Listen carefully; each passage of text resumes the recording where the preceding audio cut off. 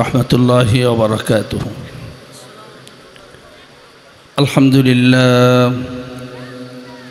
अल्हम्दुलिल्लाहि नहमदुहू व नस्तईनुहु व नस्तगफिरुहु व नऊज़ु बिल्लाहि मिन शुरूरि अनफुसिना व मिन सय्यिआति अअमालिना मन यहदिहिल्लाहु फला मुदिल्ल लहु वमन युद्लिल्हु फला हादिय लहु वनशहदु अन ला इलाहा इल्लल्लाहु वहदहु ला शरीका लहु वनशहदु अन्न सय्यदना व मौलाना मुहम्मदन अब्दुहु व रसूलुहु अल्लज़ी अरसलहु बिलहक़्क़ि बशीरन व नज़ीरन व दाइयन इलल्लाहि बिइज़्निहि व सिराजम मुनीरा। फ़क़द क़ाल अल्लाहु तबारक व तआला फ़ी कलामिहिल मजीद व फ़ुरक़ानिहिल हमीद। अऊज़ु बिल्लाहि मिनश शैतानिर रजीम। बिस्मिल्लाहिर्रहमानिर्रहीम। इन्नल्लज़ीन क़ालू रब्बुना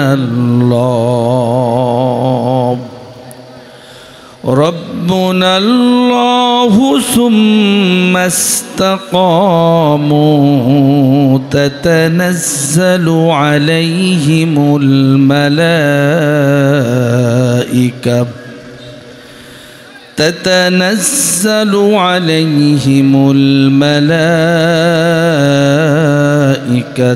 अल्ला तख़ाफ़ू वला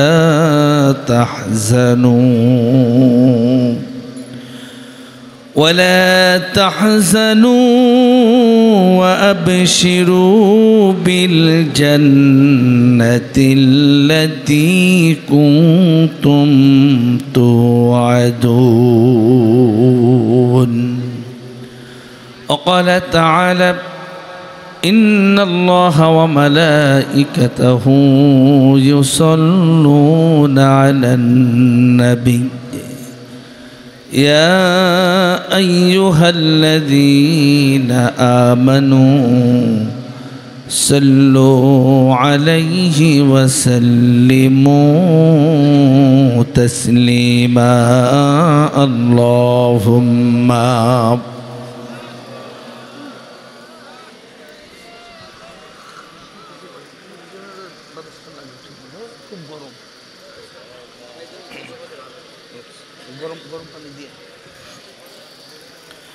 कुल मखलूकात सबाई बोले आजके मोদের खुशिर दिन এ ধরাতে তশরিফ আনলেন রহমাতুল লিল আলামিন। আল্লাহুম্মা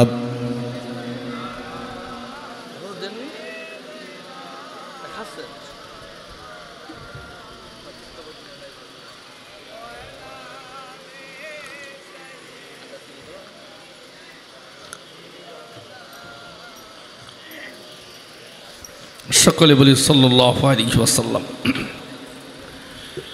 আজকের এই ইসালে সাহেব মাহফিলের সম্মানিত সভাপতি हज़रत उलामाए केराम तुलाबाए इज़ाम विभिन्न प्रांत থেকে আগত যে সকল মুসলমান ভাই ও বন্ধুগণ আরামের ঘুমকে হারাম করে প্রচণ্ড গরমের ভিতরে শক্ত মাটির আসন গ্রহণ করে এই জান্নাতের বাগানে আমরা যারা আসতে পেরেছি, বসতে পেরেছি, আসুন যে রব্বুল আলামিন আমাদেরকে এখানে আসার বসার তৌফিক দিয়েছেন, সে রবের শিখানো বাক্যে শুকরিয়া জ্ঞাপন করি।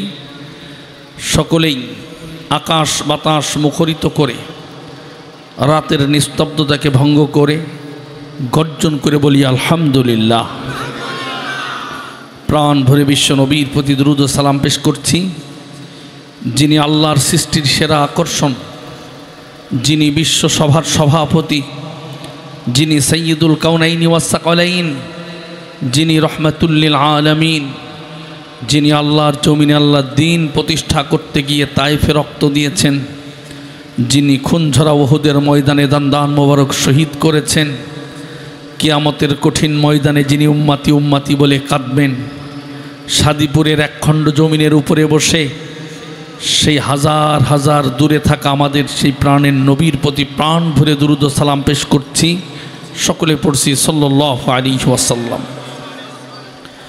পবিত্র কোরআনুল কারীমের সূরা হামিম সাজদার 30 নম্বর আয়াত তেলাওয়াত করেছি। একটি আয়াতের সংক্ষিপ্ত তাফসীর করে আমরা মোনাজাত করে দোয়া করে এরপরে তাবারক নিয়ে বাড়ি যাব ইনশাআল্লাহ। কোন সূরা বললাম? সূরাত হামিম সাজদা। এই সূরার আরেক নাম হলো সূরাত ফুসসিলাত।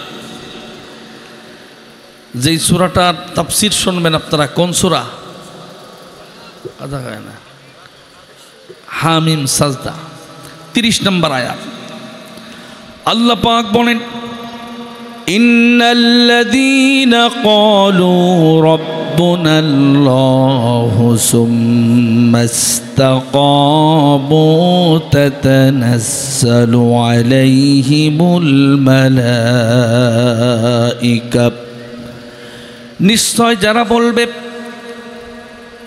রব্বুনাল্লাহ, আল্লাহ হলেন আমাদের রব, আল্লাহ হলেন আমাদের সৃষ্টিকর্তা, আল্লাহ হলেন আমাদের রিজিক দাতা, আল্লাহ হলেন আমাদের পালনকর্তা, আল্লাহ হলেন আমাদের আইনদাতা, ওই আল্লাহকে রব বলে যদি স্বীকার করতে পারে, ইমানের উপরে অটল অবিচল যদি থাকতে পারে, আল্লাহ বললেন সুম্মাস্তাকামু, আল্লাহ আমার রব বলেই তারা বসে থাকে না, ইমান গ্রহণ করার পরে ওরা ইমানের উপরে অটল অবিচল থাকে, ওদের উপরে যত বিপদ আপদ বালা মুসিবত জুলুম নির্যাতন আসুক না কেন, তারা ইমানের উপরে যদি অটল থাকতে পারে, আল্লাহ বললেন তার মৃত্যুর সময় আসমান থেকে অগণিত অসংখ্য রহমতের ফেরেশতা আল্লাহ পাক নাজিল করেন, তার কাছে এসে জানটা যখন কবজ করে নেয় তখন বলে তুমি ঈমান এনেছো, শুধু তা নয়, ঈমানের উপরে আজকে মরণ পর্যন্ত তুমি টিকে থাকার কারণে তোমার সুসংবাদগুলো কি কি শোনো। 1 নাম্বার সুসংবাদ হলো আল্লাহ তাখাফু ওয়ালা তাহজানু, তোমার কোনো টেনশন নেই, তোমার কোনো ভয় নেই। ওয়া আবশিরু বিল জান্নাত, তোমাকে জান্নাতের জন্য সুসংবাদ দেওয়া হচ্ছে। এই হলো সেই জান্নাত, জান্নাতটাকে তার সামনে উপস্থিত করে বলা হবে এই হলো জান্নাত, এই জান্নাতের সুসংবাদ গ্রহণ করো। আল্লাতী কুনতুম তুআদুন, তোমাকে যেই জান্নাতের ওয়াদা দেওয়া হয়েছিল। এখন এখানে আমরা যারা আছি সবাই ইমানদার না কাফের? জোরে বলেন। ইমান আনা সহজ, শুধুমাত্র অন্তর থেকে লা ইলাহা ইল্লাল্লাহ বললেই তো আপনি ইমানদার হয়ে গেছেন। আপনার বাপ মুসলমান ছিল, দাদা মুসলমান ছিল, আপনি পৈতৃক সম্পত্তি হিসেবে আপনিও মুসলমান। স্বাধীনতা অর্জন করার চাইতে স্বাধীনতা রক্ষা করা যেমন কঠিন, ইমান আনার চাইতে ইমানটাকে রক্ষা করা সবচাইতে বড় কঠিন। কারণ ইমান এত দামি জিনিস, ইমান চুরি হয়ে যেতে পারে, ইমান ভেঙে যেতে পারে। এজন্য আল্লাহ বললেন শুধু ইমান আনলেই হবে না, টিকে থাকা লাগবে। কে বলছেন? সাউন্ড কি বোঝা যাচ্ছে? হ্যাঁ, জবাব দেবেন ঠিকঠাক মতো যাতে করে বোঝা যায়। একটা আয়াতের তাফসীর সহজে আপনাদের সামনে করতে পারি। এমন সময় আমরা এখানে বসে তাফসীর শুনছি, যেই সময় গাজার, ফিলিস্তিনের গাজার আকাশে বাতাসে পোড়া লাশের গন্ধ পাওয়া যাচ্ছে। শত শত ছোট্ট ছোট্ট বাচ্চা, মাথা উড়ে গেছে কারোর, কারোর হাত পা পুড়ে ঝলসিয়ে গেছে, মাথা ছাড়া সন্তানের লাশ পিতা উঁচু করে ধরে আল্লাহরে ডাকতেছে, অভিযোগ পেশ করতেছে। আপনি তো নিরাপদে আরামে বসে নিশ্চিন্তায় এখানে বসে কোরআন শুনছেন। এমন সময়, যেই সময় ফিলিস্তিনের মানুষগুলো রবের কাছে ফরিয়াদ করে বলছে, রব্বানা আখরিজনা মিন হাযিহিল ক্বরিয়াতিজ যালিমি, আল্লাহ এই জালিম সম্প্রদায়ের হাত থেকে আমাদেরকে তুমি রক্ষা করো, এখান থেকে আমাদের বের করো। অথচ মুসলমানদের প্রথম কেবলা ছিল বাইতুল মুকাদ্দাস। ওরা বম্বিং করে বাইতুল মুকাদ্দাসটাকেও ধ্বংস করে দিয়েছে। যেই জায়গায় 1 রাকাত নামাজ পড়লে আল্লাহ পাক আপনার আমল নামায় 500 রাকাত নামাজ পড়ার সওয়াব লিখে দেবেন। জোরে কোন সুবহানাল্লাহ। সেই জায়গা ওরা শুধু দখল নয়, মুসলমানদের রক্তে রঞ্জিত করছে। অথচ সারা পৃথিবীতে 57টা মুসলিম রাষ্ট্রের 200 কোটি মুসলমান, তাদের অধিকাংশ শক্তিশালী যে মুসলিম রাষ্ট্রগুলো আছে, এরা চেয়ে চেয়ে দেখছে, কোনো প্রতিবাদ করছে না। তার মানে তারা মুনাফিকের ভূমিকায় অবতীর্ণ হয়েছে। কথা বলেন ঠিক কিনা? সৌদি আরব, সংযুক্ত আরব আমিরাত, তুরস্ক, আফগানিস্তান, পাকিস্তান সহ আশপাশের মুসলিম রাষ্ট্রগুলো সামান্য একটু যদি 2-5% যদি ওরা প্রতিবাদ করতো, আল্লাহর কসম, ইহুদি রাষ্ট্র ফিলিস্তিন ওরা বানের মতো ভেসে চলে যেত, পৃথিবীর মানচিত্র থেকে মুছে যেত। কথা বলেন ঠিক কিনা? আমরা এখান থেকে উদাত্ত আহ্বান রাখবো। আজকে অন্তর্বর্তীকালীন সরকার ডক্টর ইউনূসকে আমরা বলবো, রাষ্ট্রীয়ভাবে প্রতিবাদ করতে হবে। যদি সুযোগ হয় বাংলাদেশ থেকে ফিলিস্তিনে যাওয়ার জন্য নতুন করে ভিসা আমাদেরকে দেন। আমরা বাংলাদেশের লক্ষ কোটি তৌহিদি জনতা বুকের তাজা রক্ত ঢেলে দিয়ে ফিলিস্তিনের পাশে দাঁড়াবো, কেউ ঠেকাতে পারবে না। কথা বলেন ঠিক কিনা? রাজি আছো কারা কারা? দুহাত তুলে দেখ। নারায়ে তাকবীর, নারায়ে তাকবীর, সাবিলুনা সাবিলুনা সাবিলুনা সাবিলুনা, নারায়ে তাকবীর। আল্লাহ বলছেন, লা তাজিদান্না আশাদ্দান্নাসি আদাওয়াতাল লিল্লাযীনা আমানুল ইয়াহুদা ওয়াল্লাযীনা আশরাকু। মুসলমানদের সবচেয়ে বড় শত্রু হলো ইহুদি এবং মুশরিকরা। কে বলেছেন? আমাদের এখন 3টা করণীয়। 1 নম্বর করণীয় হলো যে যেখানে আসি সেখান থেকে প্রতিবাদ করতে হবে। 2 নম্বর করণীয়, ফিলিস্তিনি ভাইদের জন্য দোয়া করতে হবে। এরপরে আরেকটা করণীয় হলো তাদের পণ্যকে বয়কট করতে হবে। পেপসি, কোকোকোলা খাওয়ার মাধ্যমে আমরা যে তাদের সহযোগিতা করছি, এখান থেকে ফিরে আসতে হবে। আরেকটা কর্তব্য আছে, সেটা হাদিসে এসেছে। নবীজি বলেছেন, মাম্মাতা ওয়ালাম ইয়াগজু ওয়ালাম ইউহাদ্দিস বিহি নাফসুহু মাতা আলা শু'বাতিন মিনান নিফাক। হাদিসের অনুবাদ করার আগে ছোট্ট ফিলিস্তিনির একটা বাচ্চা মেয়ে পিতার কোলে শুয়ে আছে, ছোট্ট শিশু। তার একটা ছোট্ট ঘটনাটা এসেছে, তিনি ওই বাচ্চাটার ঘটনাটা বলে আমি হাদিসের অনুবাদ করছি। পিতার কোলে শুয়ে আছে ছোট্ট শিশু, হঠাৎ করে বিকট শব্দ, বোম্বিংয়ের শব্দ শিশুর কানে যখন আওয়াজ আসলো, চমকে পিতাকে জড়িয়ে ধরে বললেন, আব্বা জান, এত জোরে বিকট শব্দ কিসের? ওই পিতা জানে এই বোম্বিং আমাদের বাড়ির ছাদের উপরেও কিছুক্ষণ পর পড়বে। তিনি সন্তানকে বুকের সঙ্গে জড়ায় ধরে মুখে, ঠোঁটে, মাথায় চুমু দিয়া বললেন যে আমরা জান্নাতের কাছাকাছি চলে এসেছি।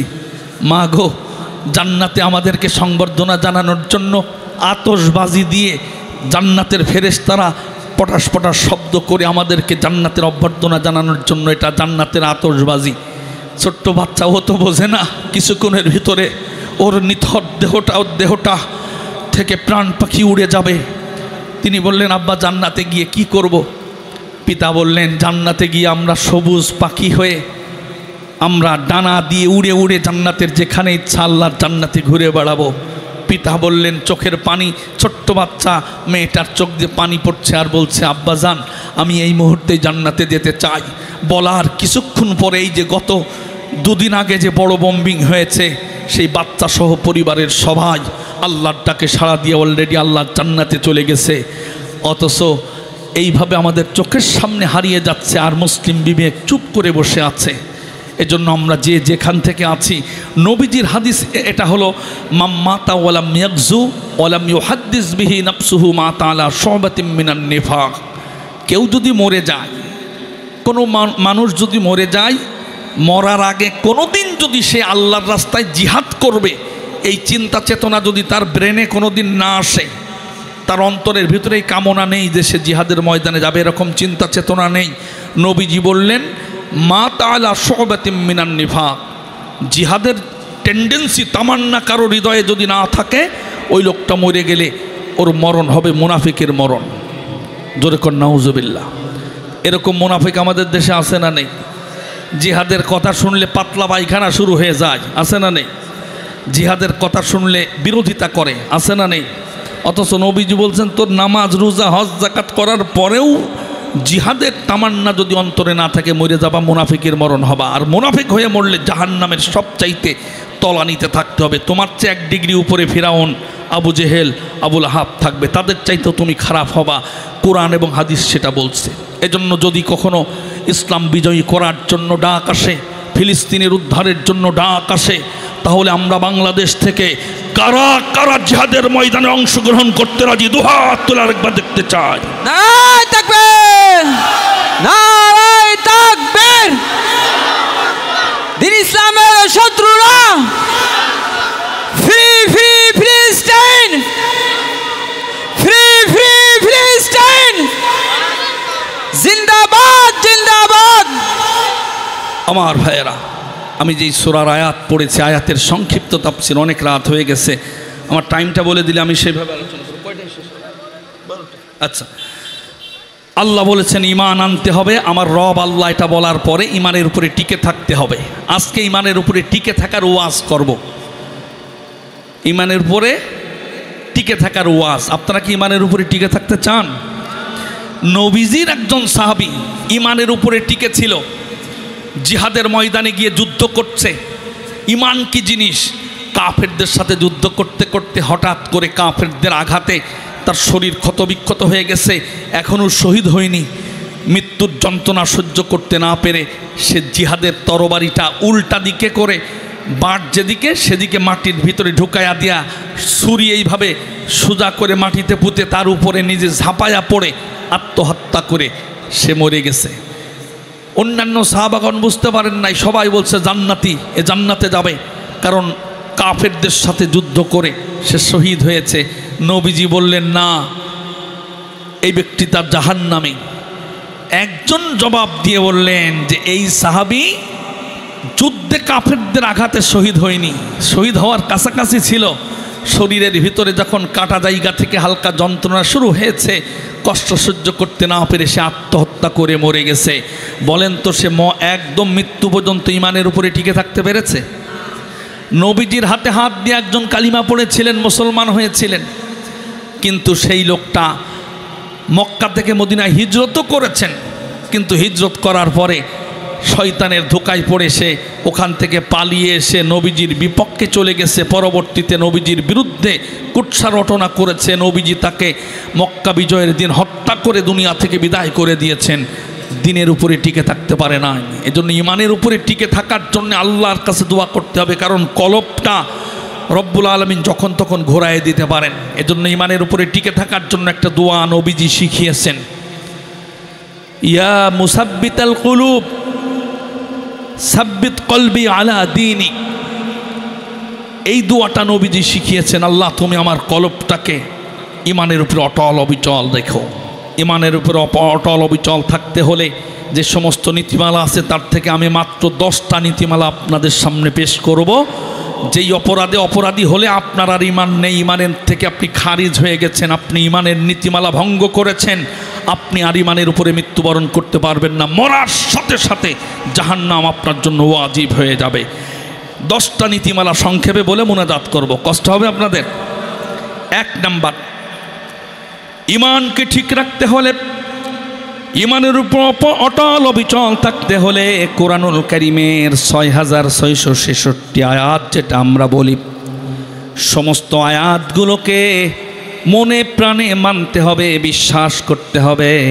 কোরআনুল কারীমের কোনো একটা আয়াত যদি কোনো মানুষ অস্বীকার করে, কোরআনের কোনো একটা আয়াতের অংশ যদি অস্বীকার করে, কোরআনের একটা শব্দ যদি কোনো মানুষ অস্বীকার করে, কোরআনের যদি কোনো একটা অক্ষর কোনো মানুষ অস্বীকার করে, বলেন তো লোকটা কি ইমানদার থাকবে না কাফের হয়ে যাবে?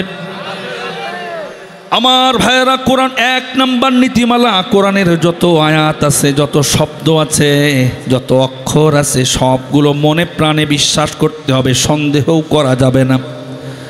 অথচ সোনার বাংলাদেশে লক্ষ লক্ষ মানুষ কোরআনের আয়াত অস্বীকার করে, এখনো অস্বীকার করে চলেছে, এমন আছে না নেই?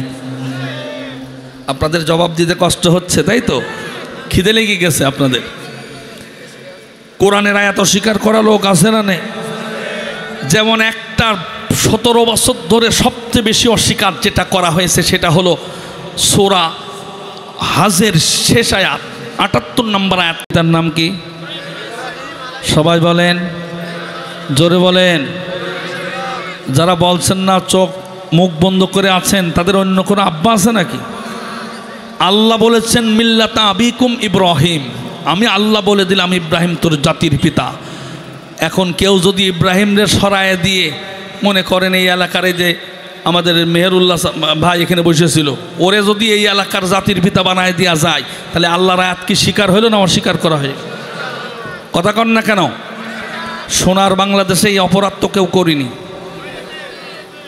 আমার ভাইয়েরা, মালপানি কামানোর জন্য অনেক মানুষ স্বার্থের জন্য, একটা পথ পাওয়ার জন্য, ইমান যা হয় হোক, আগে টাকা পয়সা কামাবো, আগে পোট থেকে টাকা কামাতে হবে, এইভাবে করে আমরা ইমানকে বিসর্জন দিয়ে আল্লাহর আয়াতকে অস্বীকার করে আল্লাহর আয়াত বাড়ি মেরে সরায়া দিয়া ইব্রাহিম নবীকে যেটা আল্লাহ পাক সিলেকশন করলেন যে সে তোমাদের জাতির পিতা, আমরা শেখ মুজিবকে জাতির পিতা বানায় দিলাম, তাহলে আল্লাহটা অস্বীকার হয়ে গেল। তাহলে কি ইমান আছে না চলে গেছে? এরকম ইমান যাওয়া লোক তো সাদিপুরি একজনও নেই। জীবনে যত মানুষ যতবার কোনো মুসলমান মুখ দিয়ে উচ্চারণ করেছে ইব্রাহিম নবী ছাড়া অন্য কাউকে জাতির পিতা স্বীকার করেছে, বলার সাথে সাথে কোরআনুল কারীমের সূরা হজের 78 নম্বর আয়াত অস্বীকার করে ও কাফের হয়ে যাবে। কাফের হয়ে যাওয়ার পরে ও যদি নামাজ পড়ে, রোজা করে, হজ করে, জাকাত দেয়, তাফসির মাহফিল করে, হুজুররে খেতে দেয়, মসজিদের মাইক কিনে দেয়, টাইলস কিনে দেয়, সব কিছু করে, ও তো জান্নাতে যাবে, তাই তো নাকি? একটা গাছের গোড়া কাটিয়ে যদি কেউ আগায় পানি দেয়, ওই গাছ থেকে তো বড় বড় ফল পাওয়া যাবে, তাই তো নাকি? এই জন্য খবরদার, জীবন চলে যাবে কিন্তু আল্লাহর আয়াতের বিরুদ্ধে যাওয়া যাবে না। কথা বলেন ঠিক কিনা? ইমান ঠিক রাখার এক নাম্বার নীতিমালা, কোরআনের আয়াতের বিরুদ্ধে যাওয়া যাবে না। আয়াতের বিরুদ্ধে আমাদের দেশের মানুষ যে কিভাবে যায় তার একটা তালিকা যদি বর্ণনা করি তাহলে 1 ঘন্টা লাগবে। আমি সেদিকে যাব না, 2-1টা বলে পরের পয়েন্টে যাব। আমার ভাইয়েরা, যেটা আমি এবছর প্রায়ই বলতেছি, আবারও সাদিপুরবাসীর উদ্দেশ্যে বলছি, যে কিছুদিন আগে 5 তারিখের পরে আমাদের এক চাচা পালিয়ে যাচ্ছিল দাড়ি কাটে, মন্ত্রী ছিলেন তিনি। চাচার নাম কি জানেন নাকি কেউ? দরবেশ বাবা বলে পরিচিত। উনি বাংলাদেশ থেকে যেই আপনার 38 লক্ষ কোটি টাকা পাচার হয়েছে, তার সবচেয়ে বেশি টাকা উনি পাচার করেছেন। জোরে কোন সুবহানাল্লাহ। পাচার করে করুক, অন্তত নবীজির সুন্নত দাড়ি তো আছে নাকি? আমার ভাইয়েরা, উনি একা 57,000 কোটি টাকা চুরি করে বাইরে পাচার করেছেন। 5 তারিখের পরে উনি পালিয়ে যাচ্ছিলেন। উনি এই পালানোর কয়েক মাস আগে বক্তব্য দিতে গিয়ে তিনি বললেন যে কোরআনুল কারীমের ভিতরেও কিছু কিছু আয়াত ভুল আছে। অথচ আল্লাহর কোরআন বলছে কোরআনের ভিতরে ভুল তো দূরের কথা, জালিকাল কিতাবুল লা রাইবা ফীহি, কোনো সন্দেহ করার কোনো সুযোগ নাই, কোরআনে ভুল তো দূরের কথা। জোরে কোন সুবহানাল্লাহ। তাহলে দাড়ি এবং টুপি নিয়ে যিনি ফতোয়া দিলেন কোরআনেও ভুল আছে, আল্লাহর আয়াত অস্বীকার হয়ে গেল, বলেন তো তার ঈমান আছে না গেছে? তো ওনার নেতা এবং কর্মী, ওনার সহযোগী বাংলাদেশে লক্ষ লক্ষ মানুষ আছে, কেউ প্রতিবাদ করে নাই যে আপনি দাড়ি টুপি নিয়ে ফতোয়া দিলেও ফতোয়াটা ভুল, আল্লাহর কোরআনে ভুল নেই। ওই স্বৈরাচারের কোনো নেতা কর্মী, কোনো সহযোগী তাকে সাপোর্ট করে এমন কেউ কি এমন প্রতিবাদ করেছে? যারা যারা প্রতিবাদ করে নাই, চুপ থেকেছে, তাদেরও ইমান নড়বড়ে হয়ে গেছে। নতুন করে আবার ইমান আনতে হবে, তওবা করে মুসলমান হতে হবে। কথা বলে ঠিক কিনা? আমার ভাইয়েরা, জীবন চলে যাবে, কোরআনের কোন আয়াতের বিরুদ্ধে যাওয়া যাবে না। ইমান ঠিক রাখার 1 নাম্বার নীতিমালা। 2 নাম্বার, কোরআনুল কারীম শোনার পরে, কোরআনের তাফসীর শোনার পরে মন খারাপ করা যাবে না। কোরআনের আলোচনা শুনলে যদি আপনার মনটা খারাপ হয়, কোরআনের বক্তব্য শোনার পরে যদি আপনার কলিজা জ্বলে যায়, আপনার চেহারাটা যদি কালো হয়ে যায়, কোরআন বলছে আপনার ভিতর ঈমান নামক নিয়ামতটা নিয়ে আপনি কাফের হয়ে গেছেন। কে বলছেন? দলিল নেন কোরআনুল কারীমের সূরা, কোরআনুল কারীমের সূরা হাজের 72 নম্বর আয়াতে আল্লাহ পাক এটা পরিষ্কার করে জানিয়ে দিয়েছেন। বলেন তো, আমাদের দেশে কোরআনের আলোচনা শুনলে রাগ হয়, মন খারাপ করে, এমন কিছু লোক আছে না নেই? আল্লাহ পাক বলেন, وَإِذَا تُتْلَى عَلَيْهِمْ آيَاتُنَا بَيِّنَاتٍ تَعْرِفُ فِي وُجُوهِ الَّذِينَ كَفَرُوا الْمُنكَرَ يكادون يسطون بالذين يتلون عليهم آياتنا।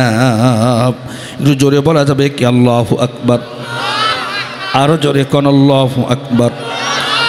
আল্লাহ বললেন, যখন কোরআন থেকে তেলাওয়াত শুরু হয়, যখন কোরআন থেকে তাফসীর শুরু হয়ে যায়, তারিফু ফি উজুহিল্লাযীনা কাফারুল মুনকার, নবী তুমি দেখতে পাবে কিছু মানুষ আছে তাদের চেহারাটা কালো হয়ে গেছে, ওদের মন খারাপ হয়ে গেছে, ওদের কলিজা জ্বলে যাচ্ছে, কারণ কোরআনের আলোচনা ওর আর ভালো লাগতেছে না।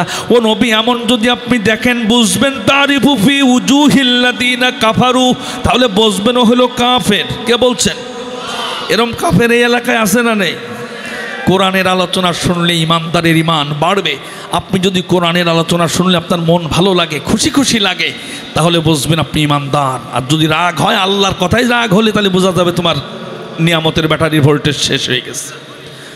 আল্লাহ পাক বলেন, ইন্নামাল মুমিনুনা আল্লাযীনা ইযা যুকিরাল্লাহু ওয়াজিলাত قلوبهم وإذا تليت عليهم آياته زادتهم إيمانا وعلى ربهم يتوكلون। জোরে কোন আল্লাহু আকবার। আল্লাহ বললেন, যারা ঈমানদার, ওদের সামনে যখন কোরআন তেলাওয়াত করা হয়, কোরআন পড়ে পড়ে বোঝানো হয়, কোরআনের তাফসীর যখন করা হয়, তখন তাদের ঈমান নামক যেই ব্যাটারি আছে, যাদাতহুম ঈমানা, যত কোরআন শোনে তত ঈমান আরও বাড়তে থাকে। একটু জোরে বলা যাবে কি সুবহানাল্লাহ? এজন্য যদি ঈমান দার হতে চান, ইমানের উপরে টিকে থাকতে চান, কোরআনের আলোচনা শোনার পরে যদি মন খারাপ হয়, তওবা করা লাগবে। তওবা করে আপনার নতুন করে মুসলমান হওয়া লাগবে। এরপরে যদি কোরআন শোনার পরে যদি ভালো লাগে, বুঝবেন আপনার ভিতরে ঈমান আছে। 3 নাম্বার, কোরআনের মাহফিলে, কোরআনের আলোচনার কোনো অনুষ্ঠানে বাধা দেওয়া যাবে না। অনেক মানুষ আছে শুধু পোস্টারে নাম না থাকলে বাধা দেয়, বলে মাহফিল হবে না। এরকম মাল আছে না নেই? যদিও বেনাপোলে নেই, যশোরে নেই, অন্যান্য জেলায় নিজের নাম উপরে না দেওয়ার কারণে মাহফিল ভেঙে দিয়েছে। এরকম আল্লাহর ওলি কিছু মুসলমান আছে না নেই? ও তোর ক্ষমতা দেখিয়েছে, আর আল্লাহ বলছে ওর ইমানটাই নষ্ট হয়ে গেছে, ও কাফের হয়ে গেছে। দলিল নেন সূরা হামিম সাজদা 26 নম্বর আয়াত। وقال الذين كفروا لا تسمعوا لهذا القرآن والغوا فيه لعلكم تغلبون। জোরে কোন আল্লাহু আকবার। সাউন্ড কি ঠিক আছে? ওই বক্সটা বন্ধ করতে হবে নাকি? বক্সের জন্য মনে আছে গুম গুম করছে। বক্স বন্ধ করে দাও তো, মানে আমার কানে আসবে। হ্যাঁ, মানে বক্সটা বন্ধ করে দিলে ভালো। আল্লাহ রাব্বুল আলামিন বলেন, রব্বুল আলামিন বলেন যারা কাফের তারাই বলে কোরআনের মাহফিল বন্ধ করে দাও, কোরআনের মাহফিল শুনতে দেও না, ওখানে হট্টগোল বাঁধায় দাও, ওখানে গণ্ডগোল বাঁধায় দাও, ওখানে 144 ধারা জারি করে দাও।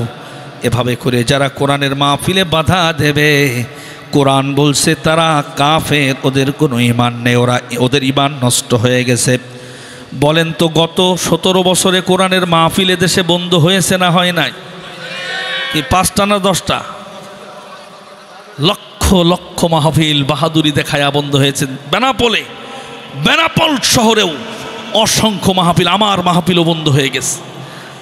কিছু মানুষ মাহফিল বন্ধ করে দিয়েছিল আমার একটা বক্তব্যের কারণে। আমি সেখানে বলেছিলাম বেনাপোলের পাশে একটা ছোট্ট গ্রাম আছে, সেখানে সম্ভবত বাহাদুরপুর ইউনিয়নের ভিতরে একজন শ্রমিক খেটে খায়, দিনমজুর।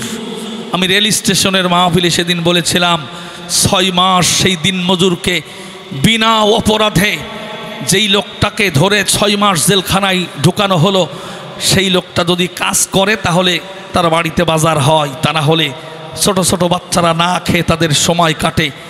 তার বাপের নাম আর আসামির বাপের নাম এক।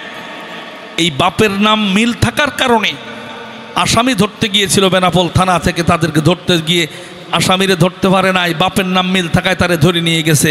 এমন একটা সময় ছিল যারে ধরবা খালি মাল পাওয়া যেত, ছিল না? কথা কন না কেন? এই সাদিবুরি তো ছিল না। যখন যার টাকা দরকার ছিল সেই সময় অফিসাররা এই কাজগুলো করেছে। যখন ওই দিনমজুরকে ধরে নিয়ে গেল, 6 মাস তিনি জেলে ছিলেন। 6টা মাস। কি রাগ করতেছেন নাই চাচা? চাচা রাগ করে উঠে পড়লো। ও আচ্ছা আচ্ছা, দায়িত্ব আছে। সাউন্ড এবার ঠিক আছে? হ্যাঁ, আর একটু রিভার্ব দাও, একটু বাড়াও সাউন্ড। 6 মাস জেলের অন্ধপ্রকোষ্ঠে লোকটা কেঁদেছে, কিন্তু তাকে সাহায্য করার মতো কোনো মানুষ নেই। 6 মাস পরে একজন অফিসার ঢাকা থেকে এসেছিল, তার সাথে দেখা করেছে। এই সময় তিনি বললেন যে আমার কোনো অপরাধ নেই স্যার, আপনি একটু আমার ব্যাপারে তদন্ত করে আমার বের করার ব্যবস্থা করেন। আমার ছোট ছোট বাচ্চা আছে, ওর বাড়িতে কিভাবে খাওয়া দাওয়া হচ্ছে জানি না, ওরা বেঁচে আছে না মরে গেছে। তখন জেলার সাহেব ওই আসামিকে যিনি ধরেছিলেন সেই অফিসারকে এখান থেকে ডেকে নিয়ে গেলেন। তদন্ত করার পরে বললেন যে না, এর কোনো অপরাধ নেই, তাকে ছেড়ে দিলেন। আর অফিসারকে বললেন যে আপনি একে বিনা অপরাধে ধরেছেন কেন? তখন তিনি সরি বললেন। সরি বলার পরে তিনিও বেকসুর খালাস হলেন। আমি স্টেশনের সেই মাহফিলে বলেছিলাম যে তুমি শুধু সরি বলেই মাপ পেয়ে গেলে অফিসারের কাছ থেকে, কিন্তু 6টা মাস আল্লাহর ওই গরিব বান্দার সন্তান থেকে আলাদা রেখেছ। ওর মা রাতের বেলা ঘুমাতে পারে নাই, মায়ের চোখ দিয়ে টপ টপ করে পানি পড়েছে, মা এপাশো পাশ করেছে। আর এই ছেলেটাও জেলখানায়, স্বামী স্ত্রী আলাদা হয়েছে, স্ত্রী থেকে তুমি তাকে আলাদা রেখেছ। প্রতিটা মুহূর্তে যত চোখের পানি পড়েছে, প্রতিটা চোখের পানির হিসাব, প্রতিটা সেকেন্ডের হিসাব রবের কাছে ওই পুলিশ অফিসারের দেওয়া লাগবে। কথা বলেন ঠিক কিনা? এতটুকু বলার পরে আমার মাহফিল তারপরে আর বেনাপোলে ওই সিজনে করতে দেওয়া হয় নাই। পরে তদন্ত করে দেখলাম যে যার বিরুদ্ধে আমি বলেছিলাম যে অফিসারের বিরুদ্ধে, ওই অফিসার সাধারণ পোশাকে ওই স্টেশনের মাহফিলে আমার আলোচনা শুনছিলেন। উনি গিয়েছিলেন যে আমি কোনো রাষ্ট্রবিরোধী বক্তব্য দেই কিনা এটা যাচাই বাছাই করার জন্যে। পরে এক পর্যায়ে দেখে যে রাষ্ট্রবিরোধীরা ওর বিরোধী বক্তব্য হয়ে গেছে। তখন ওনার বসরে বললেন যে এই বক্তারে আর এই এলাকায় ওয়াজ করতে দেওয়া হবে না। ওই সিজনে আমার আর কোনো মাহফিল করতে দেওয়া হয় নাই। বলেন তো, ওর বাড়ি আবার আমার এলাকায়। বলেন তো, ওই লোকটা কিন্তু নামে মুসলমান, কোরআনের হামিম সাজদার 26 নম্বর আয়াত অনুযায়ী ওই লোকটা ইমানদার না কাফের? কোরআনের মাহফিল হতো আগুন, এখানে হাত দেওয়া যাবে না। এখানে হাত দিলে আল্লাহর কথা যেখানে হবে, মানুষ শুনে জান্নাতমুখী হবে, সেই জায়গায় বাধা তুমি যদি দাও, তোমার আর ইমান থাকবে না, কাফের হয়ে যাবা। তুমি ইমানের উপরে আর টিকে থাকতে পারবে না। আপনারা কি বেজার হচ্ছেন? কয়টা হলো? 3টা। 4 নম্বর, ইমানের উপরে অটল অবিচল থাকা 4 নম্বর নীতিমালা হলো সদা সর্বদা ইসলাম বিজয়ী হয়ে যাক, এটা চাইতে হবে। ইসলাম বিজয়ী হয়ে যাক, এটা যদি কেউ না চায়, কোরআন বলছে ওর ইমান নেই, ও কাফের হয়ে যাবে। সোনার বাংলাদেশে অনেক নামাজি আছেন, অনেক ভালো মানুষ আছেন যিনি রোজা রাখেন, ভালো ভালো কাজ করেন, সমাজসেবামূলক কাজ করেন, কিন্তু ইসলাম বিজয়ী হয়ে যাক, দিন ইসলাম কায়েম হয়ে যাক, এটা চাই না এমন লোক আমাদের দেশে আছে না নেই? কম না বেশি? বেশিরভাগ মানুষ ইসলাম বিজয়ী হয়ে যাক এটা চায় না। কারণ ইসলাম বিজয়ী হয়ে গেলে কোনো চোর থাকবে না, কোনো ডাকাত থাকবে না, কোনো চাঁদাবাজ থাকবে না, কোনো লুচ্চ লম্পট থাকবে না, কোনো দুর্নীতিবাজ থাকবে না, কেউ জনগণের হক নষ্ট করতে পারবে না। এজন্য অনেক মানুষ আছে যে জনগণের মাল কাড়িয়ে খাওয়ার নিয়ত করে রাজনীতি করে, এমন লোক আছে না নেই? আচ্ছা বলেন তো, চাঁদাবাজি করা হালাল না হারাম? তা আমি যদি চাঁদাবাজির বিপক্ষে, আল্লাহ চাঁদাবাজির পক্ষে বলেছেন না বিপক্ষে বলেছেন? কথা কয় না নবীজি। তা আমি যদি চাঁদাবাজের বিপক্ষে বলি, যদি আপনার মনটা খারাপ হয়, তাহলে কোরআনের আয়াত শুনলে মন খারাপ হলে তার ইমান আছে না গেছে? এরকম চলে যাওয়া ইমানদার আছে না নেই আমাদের এলাকায়? নবীজির জামানায়ও চাঁদাবাজ ছিল, দিন কায়েম হয়ে গেলে কোনো চাঁদাবাজ থাকবে না। নবীজির সময় 6 জন লোক নবীজির হাতে হাত দিয়ে কালিমা পড়ে মুসলমান হয়েছে। পরবর্তীতে মুসলমানদের উট চাঁদাবাজি করে নিয়ে চলে যাচ্ছিল। মাস পথে যখন তারা চলে গেছে, নবীজি বললেন চাঁদাবাজ 6টাকে ধরে আনো। ধরে আনা হলো। চাঁদাবাজকে সামনে আনার পরে নবীজি বললেন, যেই হাত দিয়ে চাঁদাবাজি করেছে ওই হাত কেটে দাও। শুধু হাত কাটলে হবে না, তুকত্তা আইদিহিম ওয়া আরজুলুহুম মিন খিলাফ, হাত কাটবার একটা পা কেটে দেবা। নবীজির কথা অনুযায়ী সাহাবারা ওরাও কিন্তু মুসলমান ছিল, মুসলমান থাকা অবস্থায় চাঁদাবাজি করে চলে যাচ্ছে।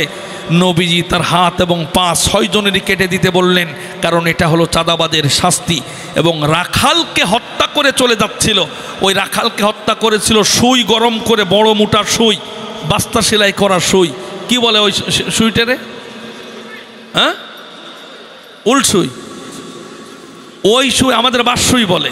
এই বাঁশসুই গরম করে রাখাল ছিল একজন, ওর চোখের ভিতরে ঢুকায় দিয়ে ঘেলু পর্যন্ত পৌঁছায় তারে মাইরে দিয়ে এরপরে চাঁদাবাজি করেছে। নবীজি চাঁদাবাজির শাস্তিটা আগে দিলেন, 1 হাত 1 পা কাটিয়ে দেওয়ার পরে নবীজি বললেন, ওই রাখালকে যেভাবে মেরেছে ওইভাবে তাদের হত্যা, ওইভাবে সুই ভিতরে ঢুকায় দাও। সুই ঢুকানো হলো, এরপরে রোদের ভিতরে শোয়ায় রাখা হলো।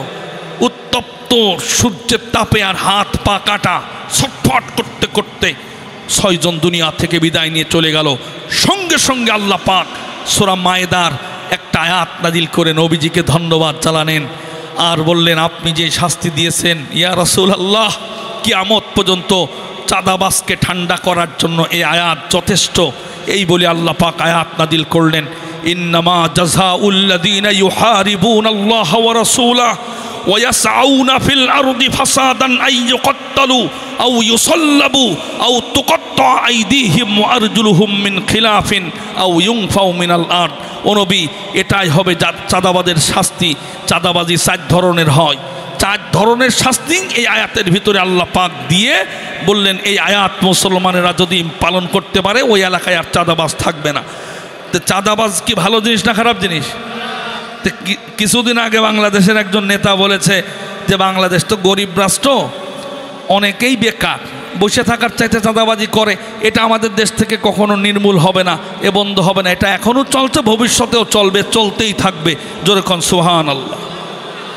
আচ্ছা, কোনো নেতা যদি বলে চাঁদাবাজি চলতেই থাকবে, তাহলে তার কর্মীরা চাঁদাবাজি তো বন্ধ করে দেবে, তাই না? ওর বক্তব্য শুনে আমার সন্দেহ হয়েছে ও চাঁদাবাজির একটা ভাগ পায় মনে হয়। কথা বলেন ঠিক কিনা? আর আল্লাহ বলছে একটা ট্যাবলেট, মায়েদার এই আয়াতটা শুধু সংসদে পাস করো। আগামীকাল থেকে আমাদের ইউনুস ভাই যদি এই আয়াতটা সংসদে চালু করে দেয়, তাহলে বলেন তো এ দেশে কি চাঁদাবাজি থাকবে না বন্ধ হয়ে যাবে? কথা কন না কেন? কিন্তু এই আয়াতের তাফসির বা ব্যাখ্যা শোনার পরে কিছু কিছু মানুষের মন খারাপ হয়, এমন আছে না নেই? আমার ভাইয়েরা, ঢাকা শহরে সবচেয়ে বেশি চাঁদাবাজ বেড়ে গেছে। চাঁদাবাজের 1 নম্বর শাস্তি হলো তার হাত এবং পা কেটে দিতে হবে। দিন বিজয় হয়ে গেলে সংসদে আয়াতগুলো চালু হবে। এখন যারা চাঁদাবাজি করতেছে, 1-2 জনকে যদি হাত এবং পা কেটে দেওয়া যায়, আর একজন চাঁদাবাজ হাত পা কেটে দেওয়ার কারণে ঢাকা শহরে লজ্জায় থাকতে পারে না। ও একবারে গাড়িতে উঠে বেনাপোল এসে নেমেছে। বেনাপোলে আসার পর একটা ইজি বাইকে চড়ে আপনাদের সাদিপুর গ্রামে যদি বেড়াতে আসে, একটা হাত নেই একটা পা নেই, এই যে রাস্তা দিয়ে যদি হেঁটে হেঁটে যায়, আপনার দেখার সাথে সাথে ওকে বুকের সঙ্গে জড়ায় ধরে চা নাস্তা খাওয়ানোর পরে ওর সাথে আপনারা মেয়ে বিয়ে দেওয়ার চেষ্টা করবেন, তাই তো নাকি? কি করবেন? দেখার সাথে সাথে বলবে শালা চাঁদাবাজ। এবং এই এলাকায় যারা এই নিয়ত ছিল যে ভবিষ্যতে চাঁদাবাজি করে খাবো, তাদের চাঁদাবাজি করার ইচ্ছা বন্ধ হয়ে যাবে। ওর হাত নেই পানে হাঁটতেছে কি করে, এটা দেখে মানুষ শিক্ষা গ্রহণ করবে। ঢাকা শহরে 2-5টা সাইজ করলে সারা বাংলাদেশে চাঁদাবাজ ঠান্ডা হয়ে যাবে। কথা বলেন ঠিক কিনা? আমার ভাইয়েরা, দিন বিজয়ী যদি হয়ে যায়, সোনার বাংলাদেশে যে লাভগুলো হবে, এদেশ থেকে একটা টাকা পাচার হয়ে বাইরে যাবে না। সোনার বাংলাদেশের কোনো অফিসারকে জোর করে ঘুষ দেওয়া যাবে না। কারণ কোনো অফিসার যদি ঘুষ নিতে নিতে 30,000 টাকা পরিমাণ ঘুষ যদি নিয়ে নেয়, কোরআনের সূরা মায়েদার 36 নম্বর আয়াতে আল্লাহ বললেন, 38 নম্বর আয়াতে আল্লাহ বললেন, এ যদি ঘুষ নিয়ে অথবা চুরি করে যদি কারো টাকা যদি আত্মসাৎ করে, তাহলে তার হাত কেটে দিতে হবে। ও যদি আবার চুরি করে, তাহলে আর এক হাত কেটে দিতে হবে। মাত্র 30,000 টাকা। কয় টাকা? কথা কান না কেন? কয় টাকা?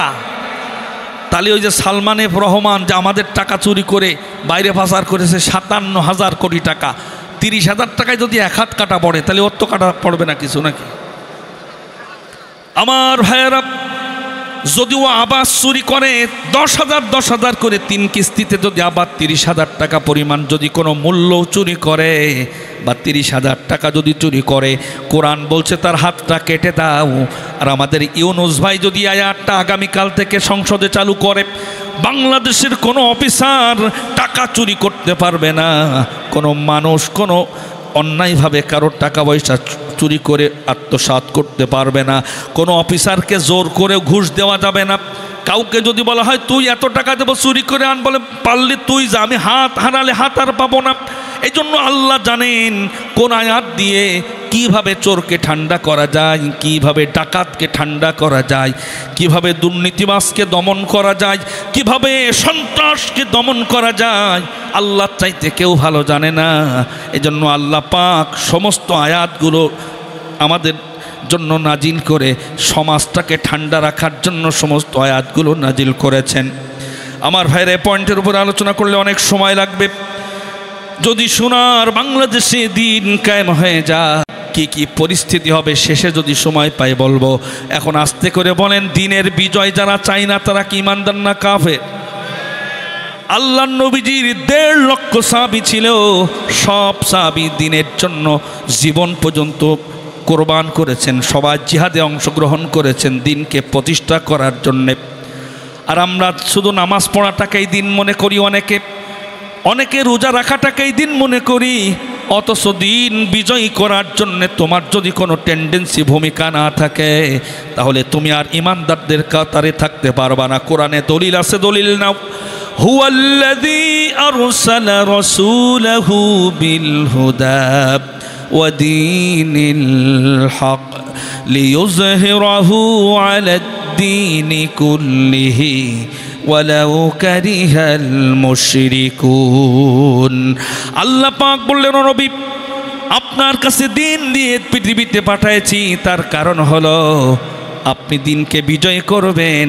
কিন্তু যারা মুশরিক আছে তারা তো দিন বিজয় চাইবে না। আগের আয়াতে আল্লাহ বললেন, ইউরিদুনা লিইউতফিউ নূরাল্লাহি বিআফওয়াহিহিম ওয়াল্লাহু মুতিম্মু নূরিহি ওয়ালাউ কারিহাল কাফিরুন। আল্লাহ বললেন, যারা দিনের বিজয় চায় না, আল্লাহ চান দিনকে বিজয় করতে, আল্লাহ চান পৃথিবীর মিনারে মিনারে ইসলামের বাতি জ্বালায় দিতে।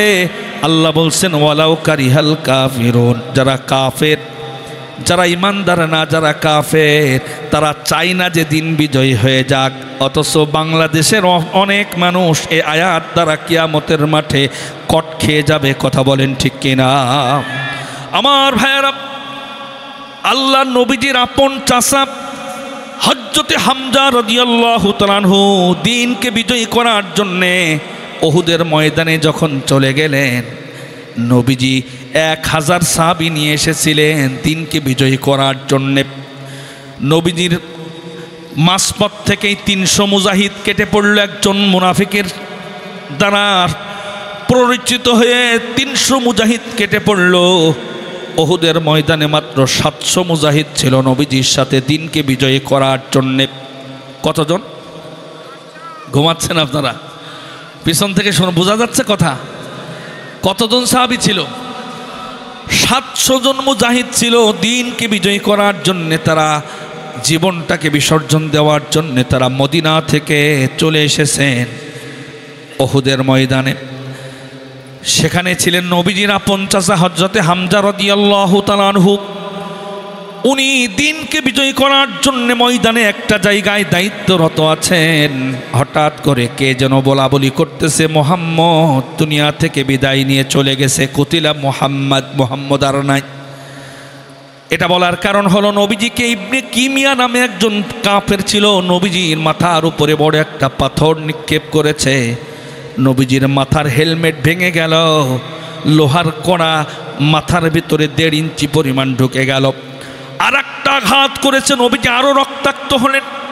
3 বার তৃতীয় আঘাত করার পরে নবীজি বেহুশ হয়ে উহুদের জিহাদের ময়দানে যখন লুটিয়ে পড়লেন, নবীজির নিচের দিককার 2টা মাড়ির দাঁত ভেঙে গেল, শহীদ হয়ে গেল। নবীজি অজ্ঞান হয়ে পড়ে আছেন। 6-7 জন সাহাবী নবীজিকে উঁচু করে ধরে উহুদের পাহাড়ের একটা গুহার কাছাকাছি নিয়ে গেলেন, একটা নিরাপদ স্থানে সরায় নিলেন।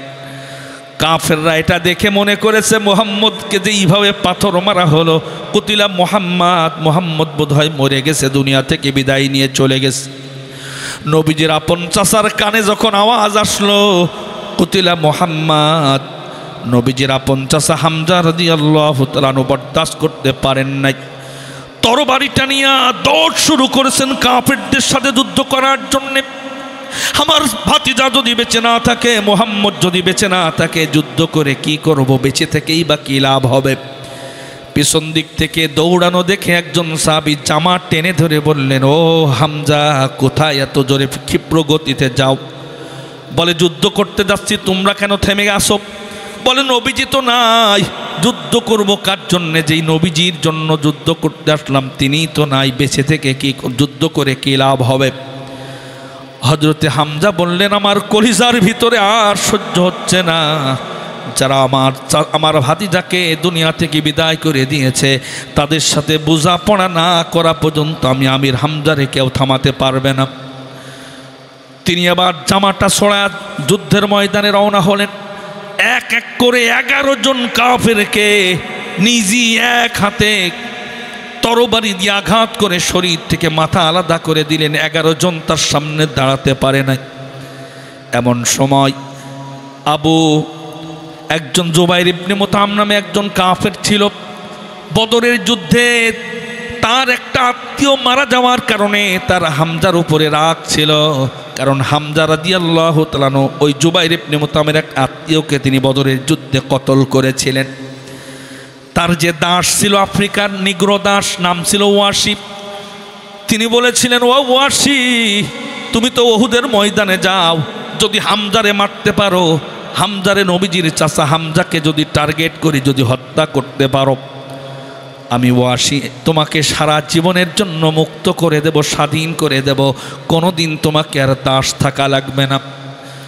ওয়াসি পরবর্তীতে বর্ণনা করেছেন, আমি যুদ্ধের ময়দানে কত মুসলমান হাতের নাগালে পেয়েছি, কাউকে মারি না, আমার টার্গেট হলো হামজারে মারব। হামজা আমার সামনে, আমার পাশ দিয়ে যখন একটা একটা করে 11 জনকে হত্যা করলো, কোনো কাফের হামজার সামনে দাঁড়াতে পারে না, কারণ হামজা মনে করতেছে তার ভাতিজা দুনিয়া থেকে বিদায় নিয়ে চলে গেছে, রক্ত সহ্য করতে পারে না। এই জন্যে তিনি যুদ্ধ করতেছেন, সামনে কেউ টিকতে পারতেছে না। আমি পাহাড়ের আবডাল থেকে এম করে একটা বর্ষা হামজার বরাবর লক্ষ্য করে মেরে দিলাম, শুধুমাত্র স্বাধীন হওয়ার জন্যে, শুধুমাত্র মুক্ত হওয়ার জন্যে। হযরত হামজা রাদিয়াল্লাহু তাআলা আনহু যেদিকে যুদ্ধ করতেছিলেন, অপর দিক থেকে আঘাত আসার কারণে তিনি দেখতে পান নাই।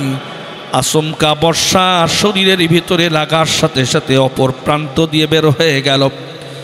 নবীজির আপন চাচা এত বেশি ভালোবাসতেন ভাতিজাকে, যেদিন ইসলাম গ্রহণ করেছিলেন সেদিন আল্লাহর নবীকে বুকের সঙ্গে জড়ায় ধরে চাচা ভাতিজাকে বলেছিলেন, ও মোহাম্মদ, ও ভাতিজা, আজকে থেকে আমি আমার কলিজা তোমার জন্য আর আল্লাহর জন্য দান করে দিলাম, ওয়াকফ করে দিলাম। নবীজি সেদিন বুঝতে পারেন নাই হযরত হামজা রাদিয়াল্লাহু তাআলা আনহু পড় হয়ে রক্তাক্ত হয়ে উহুদের ময়দানে তিনি শাহাদাত বরণ করলেন। কাফেররা রাগ মিটানোর জন্য নবীজির চাচার হাত কাটল, আর একজন এসে বাম হাত কেটে নিল, আর একজন এসে ডান পা কেটে নিল। শহীদ হয়েছে, তারপরেও তারা ক্ষান্ত হয় নাই। নবীজির চাচার নাক কেটে নিল আর একজন এসে কান কেটে আলাদা করে নিল।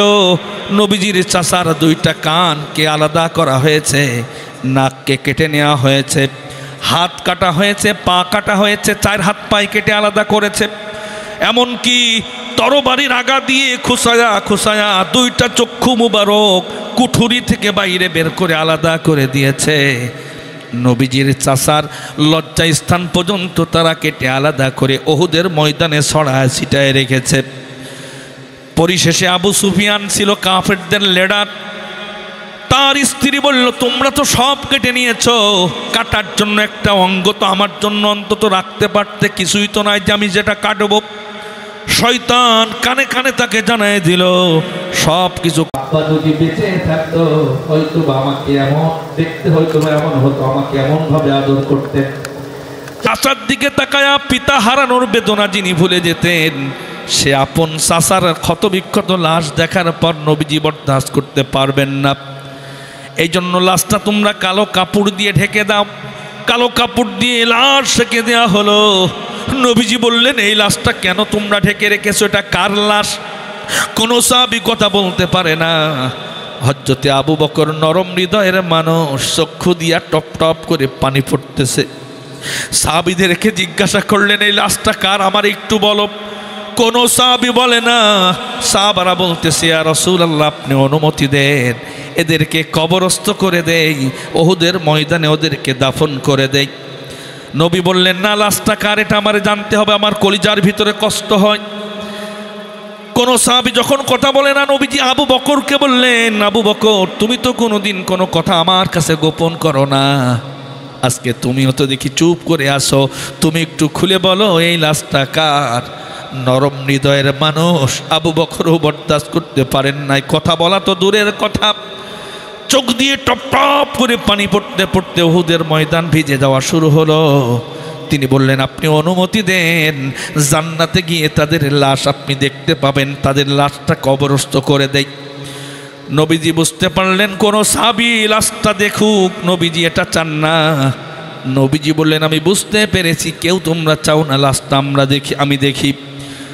নবীজির কলিজার ভিতরে কষ্ট হচ্ছে, কারণ বাপের রক্ত, নিজের রক্ত, একই রক্ত। কথা কোন ঠিক কিনা? চাচার রক্তের একটা টান নবীজির কলিজার ভিতরে লাগলো। নবীজি বললেন, আমার হৃদয়ের ভিতরে রক্তক্ষরণ শুরু হয়েছে। নবীজি দৌড়ায় গিয়া নিজে কালো কাপড় সরায়া নবীজির চাচার চেহারার দিকে তাকায়া হতভম্ব হয়ে গেলেন। নবীজির চেহারা মুবারক দিয়া টপ টপ করে পানি পড়তেছে। নবীজি ঘুরে ঘুরে দেখতেছেন, চাচাকে শুধু শহীদ করা হয়েছে তা নয়, নবীজির চাচাকে হাত কাটা হয়েছে, পা কাটা হয়েছে, নাক কাটা হয়েছে, চক্ষু পুড়ায় ফেলা হয়েছে। নবীজির চক্ষু দিয়া মুক্তার দানার মতো টপ টপ টপ টপ করে পানি পড়তেছে। সব সাহাবীর চোখে পানি। আবু বকর, ওমর, ওসমান আলী সবাই কাঁদতেছেন। নবীজি বললেন, আমার চাচার কলিজাটা কোথায়? কলিজা তো দেখা যায় না। একজন সাহাবী ক্ষতবিক্ষত কলিজা উহুদের ময়দান থেকে কুড়িয়ে এনে নবীজির হাতে তুলে দিলেন। নবীজি হাতের কলিজা নিয়া ওই যে ইসলাম গ্রহণের দিন নবীজির চাচা বলেছিল, আমার কলিজা আপনার জন্য দান করে দিলাম, আল্লাহর জন্য অক্ষ করে দিলাম।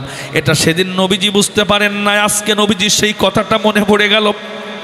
আল্লাহর নবী বিশ্ব নবী ক্ষতবিক্ষত কলিজা ধরে উঁচু করে আল্লাহরে ডাক দিয়ে বললেন, আল্লাহ, আমার চাচা ইসলাম গ্রহণ করার দিন বলেছিল আমার কলিজা আপনার জন্য আর আল্লাহর জন্য অক্ষ করে দিলাম, আমি বুঝতে পারি নাই। আল্লাহ দেখো সেই চাচার কলিজা ক্ষতবিক্ষত হয়ে আমার হাতে।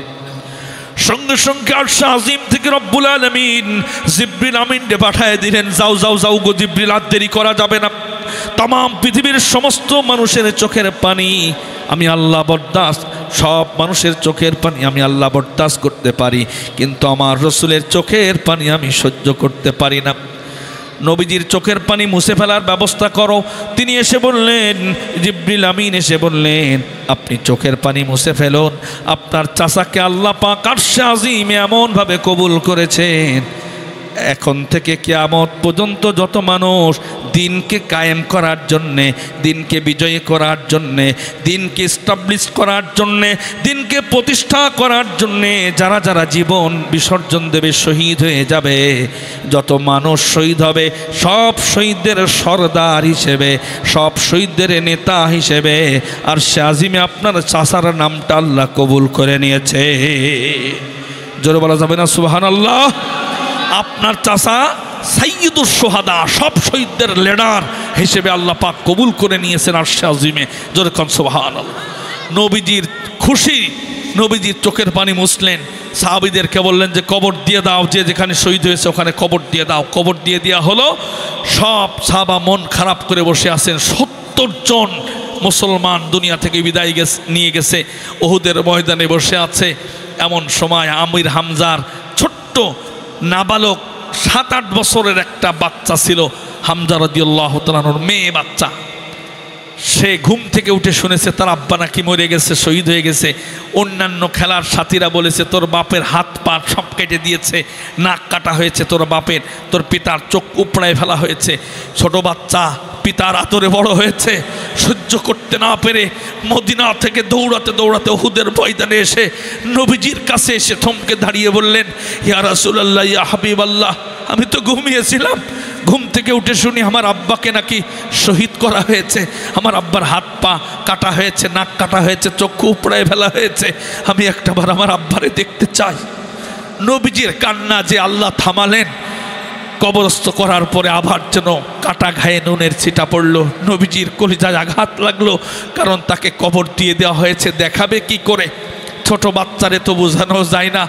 ছোট্ট বাচ্চা আমির হামজার কলিজার টুকরা সন্তান, যাকে বুকের উপরে নিয়ে আদর করে করে ঘুম পাড়াতো, সেই সন্তান বলতেছে, আমার আব্বারে যদি আপনি না দেখান, আমি উহুদের ময়দান থেকে এক চুল পরিমাণ কোথাও সরে যাব না। যতক্ষণ আমারে না দেখাবেন আমার আব্বারে, ততক্ষণ আমি এখানে বসে থাকব। আবু বকর, ওমর, ওসমান সহ আবার সব সাহাবীর চোখে পানি চলে এলো। নবীজি আবার নতুন করে কান্না শুরু করলেন। আল্লাহর নবীজির চোখের পানি আল্লাহর তো বরদাস্ত হয় না। আল্লাহর আরশে আজিমে নাড়া দিল।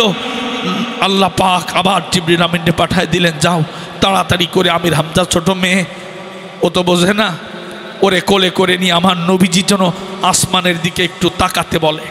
জিবরিল আমিন দ্রুত এসে নবীজিকে বললেন, ও ছোট মানুষ, ও তো বোঝে না, ওর পিতাকে দেখতে চাই, আপনি একটু ইয়া রাসূলুল্লাহ ছোট্ট বাচ্চাটারে কোলে করে আকাশের দিকে একটু তাকাতে বলেন। নবীজির আপন চাচাতো বোন হামজা রাদিয়াল্লাহু তাআলা আনহুর কলিজার টুকরা সন্তানকে কোলে করে নিয়ে নবীজি বললেন, বোন তুমি একটু আকাশের দিকে তাকাও। আকাশের দিকে তাকায়া ছোট্ট মানুষ তার চোখের জ্যোতি আল্লাহ পাক বাড়িয়ে দিলেন। তিনি দেখতেছেন তার আব্বা জান্নাতের ভিতরে, চেহারা আগের চাইতে আরও সুন্দর হয়ে গেছে, চেহারা উজ্জ্বল, হাত পা কিচ্ছু কাটা হয় নাই। তার খেলার সাথীরা যা কিছু বলেছে সব মিথ্যা বলেছে, সমস্ত অঙ্গ প্রত্যঙ্গ ঠিক আছে, আগে যেমন চেহারা ছিল তার চাইতে ভালো চেহারায় জান্নাতের নাজ নিয়ামতগুলো ভোগ করার জন্য এদিকে ওদিকে ঘুরতেছে। যখন ডানার সাহায্যে, বড় বড় ডানার সাহায্যে উড়ে বেড়াচ্ছেন, এই দৃশ্যটা তিনি দেখতেছেন যে তার পিতা জান্নাতের ভিতরে বড় বড় ডানার সাহায্যে উড়ে বেড়াচ্ছেন। জোরে কোন সুবহানাল্লাহ। নবীজির চোখের পানি মুছলেন, ছোট্ট বাচ্চাও সান্ত্বনা পেলেন। আমির হামজা যে জীবন দিল কি প্রতিষ্ঠা করার জন্যে, কথা কন না কেন? আমরা আমির হামজার জীবনী আলোচনা করি, পর্যালোচনা করি, পড়ি, কিন্তু এখান থেকে শিক্ষা গ্রহণ করি না। শুধু মনে করি যে তাদের দায়িত্ব ছিল ওটা, কিন্তু এখান থেকে আমাদের শিক্ষা গ্রহণ করার দরকার আছে না নেই? কথা কন না কেন?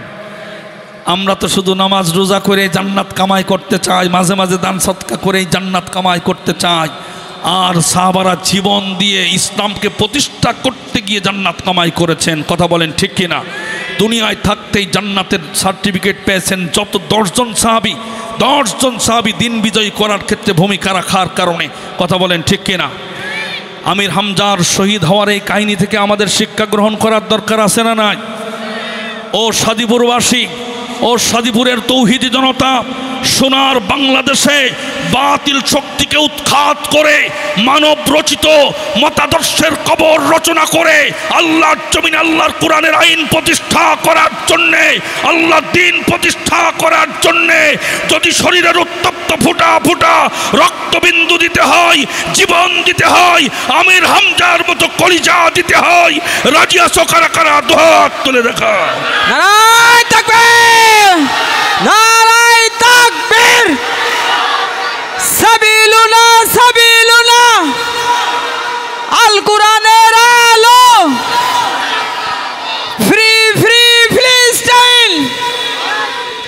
নারায়ে তাকবীর। আমার ভাইয়েরা, তাহলে আমাদেরকে দিন বিজয়ী হোক এর বিপক্ষে যদি অবস্থান করি, আমাদের কি ঈমান থাকবে?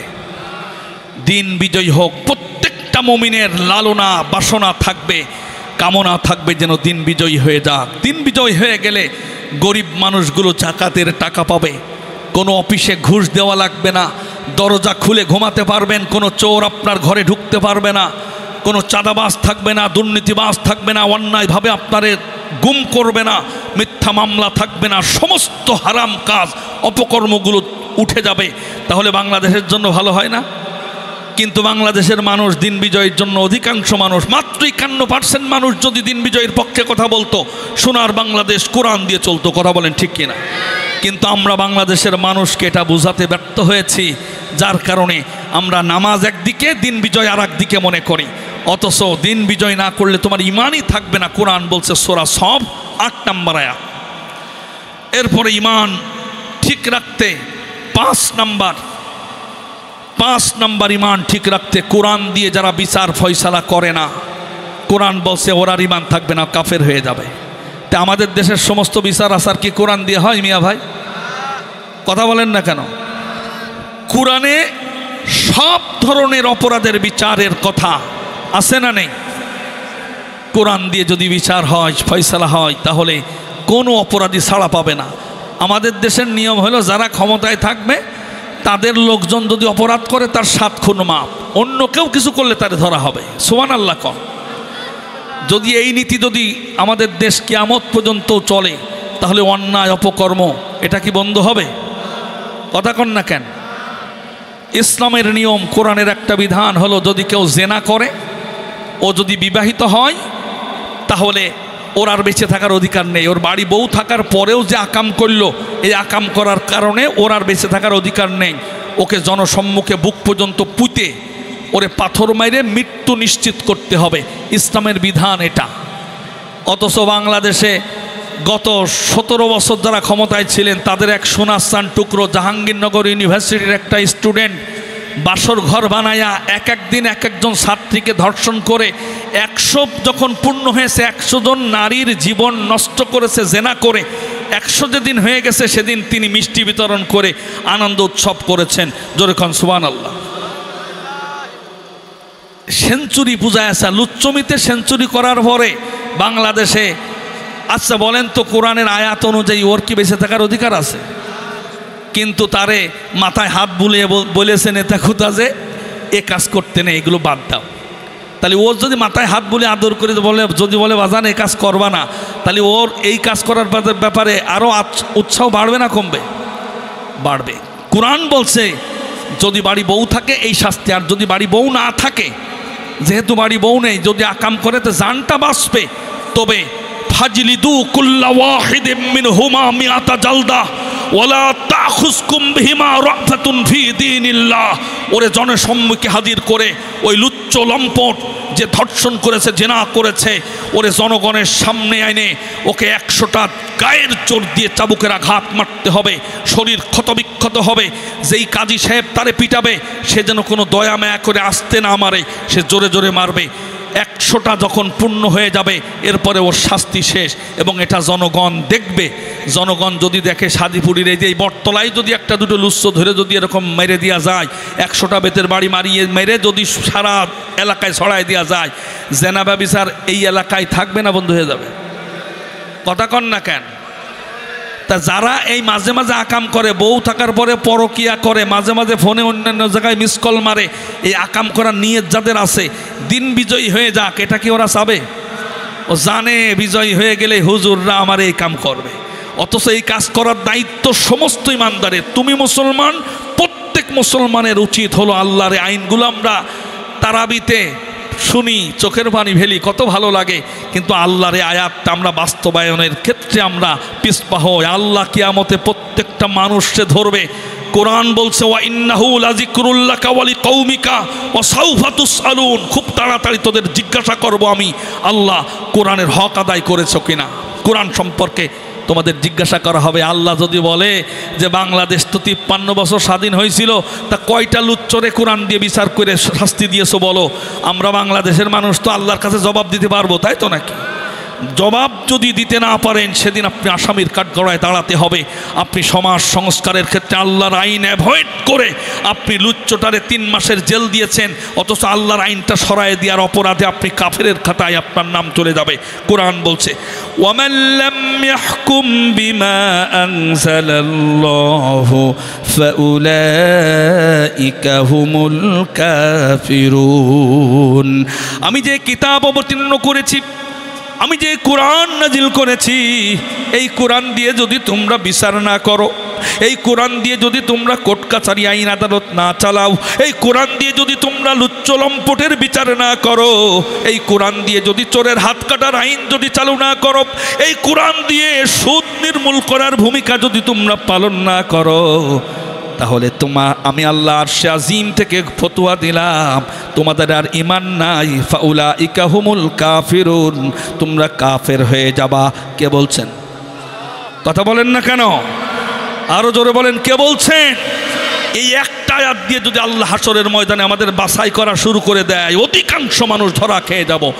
ধরা খাওয়া থেকে বাঁচতে হলে প্রত্যেকে আল্লাহর আইন বাস্তবায়নের ক্ষেত্রে ভূমিকা রাখার দরকার আছে না নেই? কথা বলেন না কেন? ইমান ঠিক রাখতে 5 নাম্বার হলো আল্লাহর আইন দিয়ে বিচার ফয়সালা না করলে আপনার ইমান থাকবে না, এবং চেষ্টা করতে হবে। এরপরে 6 নাম্বার, যারা ধর্ম নিরপেক্ষতায় বিশ্বাসী ওদের আর ইমান থাকে না, ওরা কাফের হয়ে যায়। অনেক মানুষ আছে কলা ঝাঁকিয়ে কয় আমি ধর্ম নিরপেক্ষ, আছে না নেই? ধর্ম নিরপেক্ষ কোন দলের সংবিধানের ভিতরে আছে, তাদের গঠনতন্ত্রের ভিতরে আছে ধর্ম নিরপেক্ষতায় বিশ্বাস, অথচ আল্লাহ ইসলাম ধর্মের পক্ষে। আল্লাহ কোন ধর্মের পক্ষে? আপনাদের আর এনার্জি নেই, খিচুড়ি খাওয়ার দিকে ঝোঁক এসে গেছে। আল্লাহ কোন ধর্মের পক্ষে? তা আপনি যদি ধর্ম নিরপেক্ষ থাকেন, আপনি যদি মরে যান, তাহলে আপনার জানাজাও তো দেওয়া যাচ্ছে না, কারণ আপনি তো ইসলাম ধর্ম মানেন না। ইসলাম ধর্ম অনুযায়ী জানাজা হয়।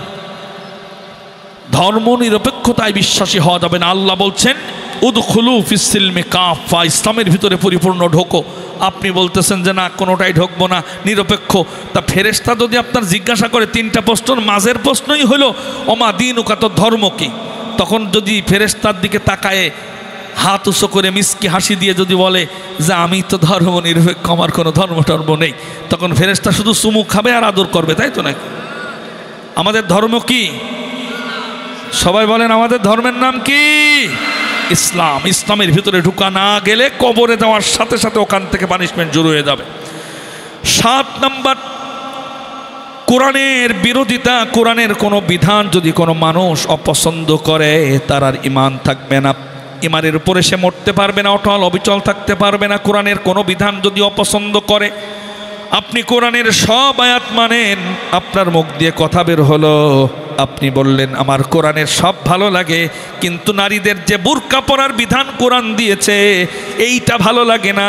কারণ গরমকালে যদি বুরকা পরে কোনো নারী যদি ঘোরে তাহলে তো তার তো কষ্টের কারণে দম বন্ধ হয়ে যাবে, তার গরম লাগবে। ইসলাম এখানে নারী স্বাধীনতা খর্ব করেছে এমন বলা কিছু লোক আছে না নেই? হাত কাটার আইনের বিরুদ্ধে মুসলমান ফতোয়া দেয়, বলে যে মানুষের হাত কেটে ফেলবে, চুরি করলে তার শাস্তি দাও, মারো, জেলে দাও, কিন্তু হাত কেটে ফেলা, অঙ্গহানি করা এটা মানবতা বিরোধী অপরাধ, এটা অন্যায়, এটা করা যাবে না। ইসলামের সব ভালো লাগে কিন্তু হাত কাটার আইন ভালো লাগে না। ইসলামের অনেকে বলে ইসলামের সব ভালো লাগে কিন্তু জেনা করলে তারে পাথর মেরে মেরে ফেলতে হবে, এইটা আমার ভালো লাগে না, এটা কেমন, এটা বর্বর আইন, এই যুগে সব আইন চলে না, এরকম বলা লোক আছে না নেই? কাফের হয়ে যাবে। কোরআনে অসংখ্য আয়াত রয়েছে, কয়টা আয়াত বলবো, অনেক রাত হয়ে গেছে, পয়েন্টগুলো বলে শুধু শেষ করি।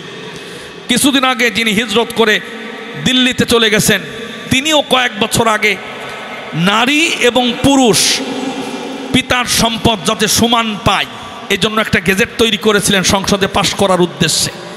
পিতার সম্পদ ছেলে মেয়ে একই পায় না, আলাদা ভিন্ন পায়। 3 বিঘা জমি আছে মনে করেন আব্দুল করিম মোল্লার, ছেলে আছে একটা, মেয়ে আছে একটা, তো ছেলে কয় বিঘা পাবে? হ্যাঁ, 2 বিঘা। মেয়ে পাবে কয় বিঘা? 1 বিঘা। আমাদের প্রধানমন্ত্রী কি মেয়ে না ছেলে? তাহলে ওনার এখানে লস না লাভ? মানে বিগত ছিল, যিনি বিগত সাবেক ছিলেন, উনি এই আল্লাহর এইটা আইনটাকে পরিবর্তন করে সংশোধন করার জন্য একটা গেজেট লিখেছিলেন, যেখানে বাপ মরে গেলে সম্পত্তি ছেলে মেয়ে সমান পাবে, 1.5 বিঘে করে ছেলে পাবে, মেয়েও পাবে। এই আইনটা যদি চালু হয়ে যেত তাহলে ভালো হতো না বাংলাদেশের জন্য মেয়েদের? হ্যাঁ আমার ভাইয়েরা, এই বিধান এটা করেছিল, কিন্তু বাংলাদেশের তৌহিদি জনতা প্রতিবাদ করার কারণে এটা ধোপে টিকতে পারে না, পাশ করতে পারে না। তবে অনেক মানুষ এখন পর্যন্ত চিন্তা লালন করে যে মেয়েকে ঠকানো হয়েছে, এখানে সংশোধন করা দরকার। আপনারা একটু ব্রেন খুলে আমার প্রশ্নের জবাব দেবেন নিরপেক্ষ দৃষ্টিতে। মনে করেন একটা ছেলে, বাপের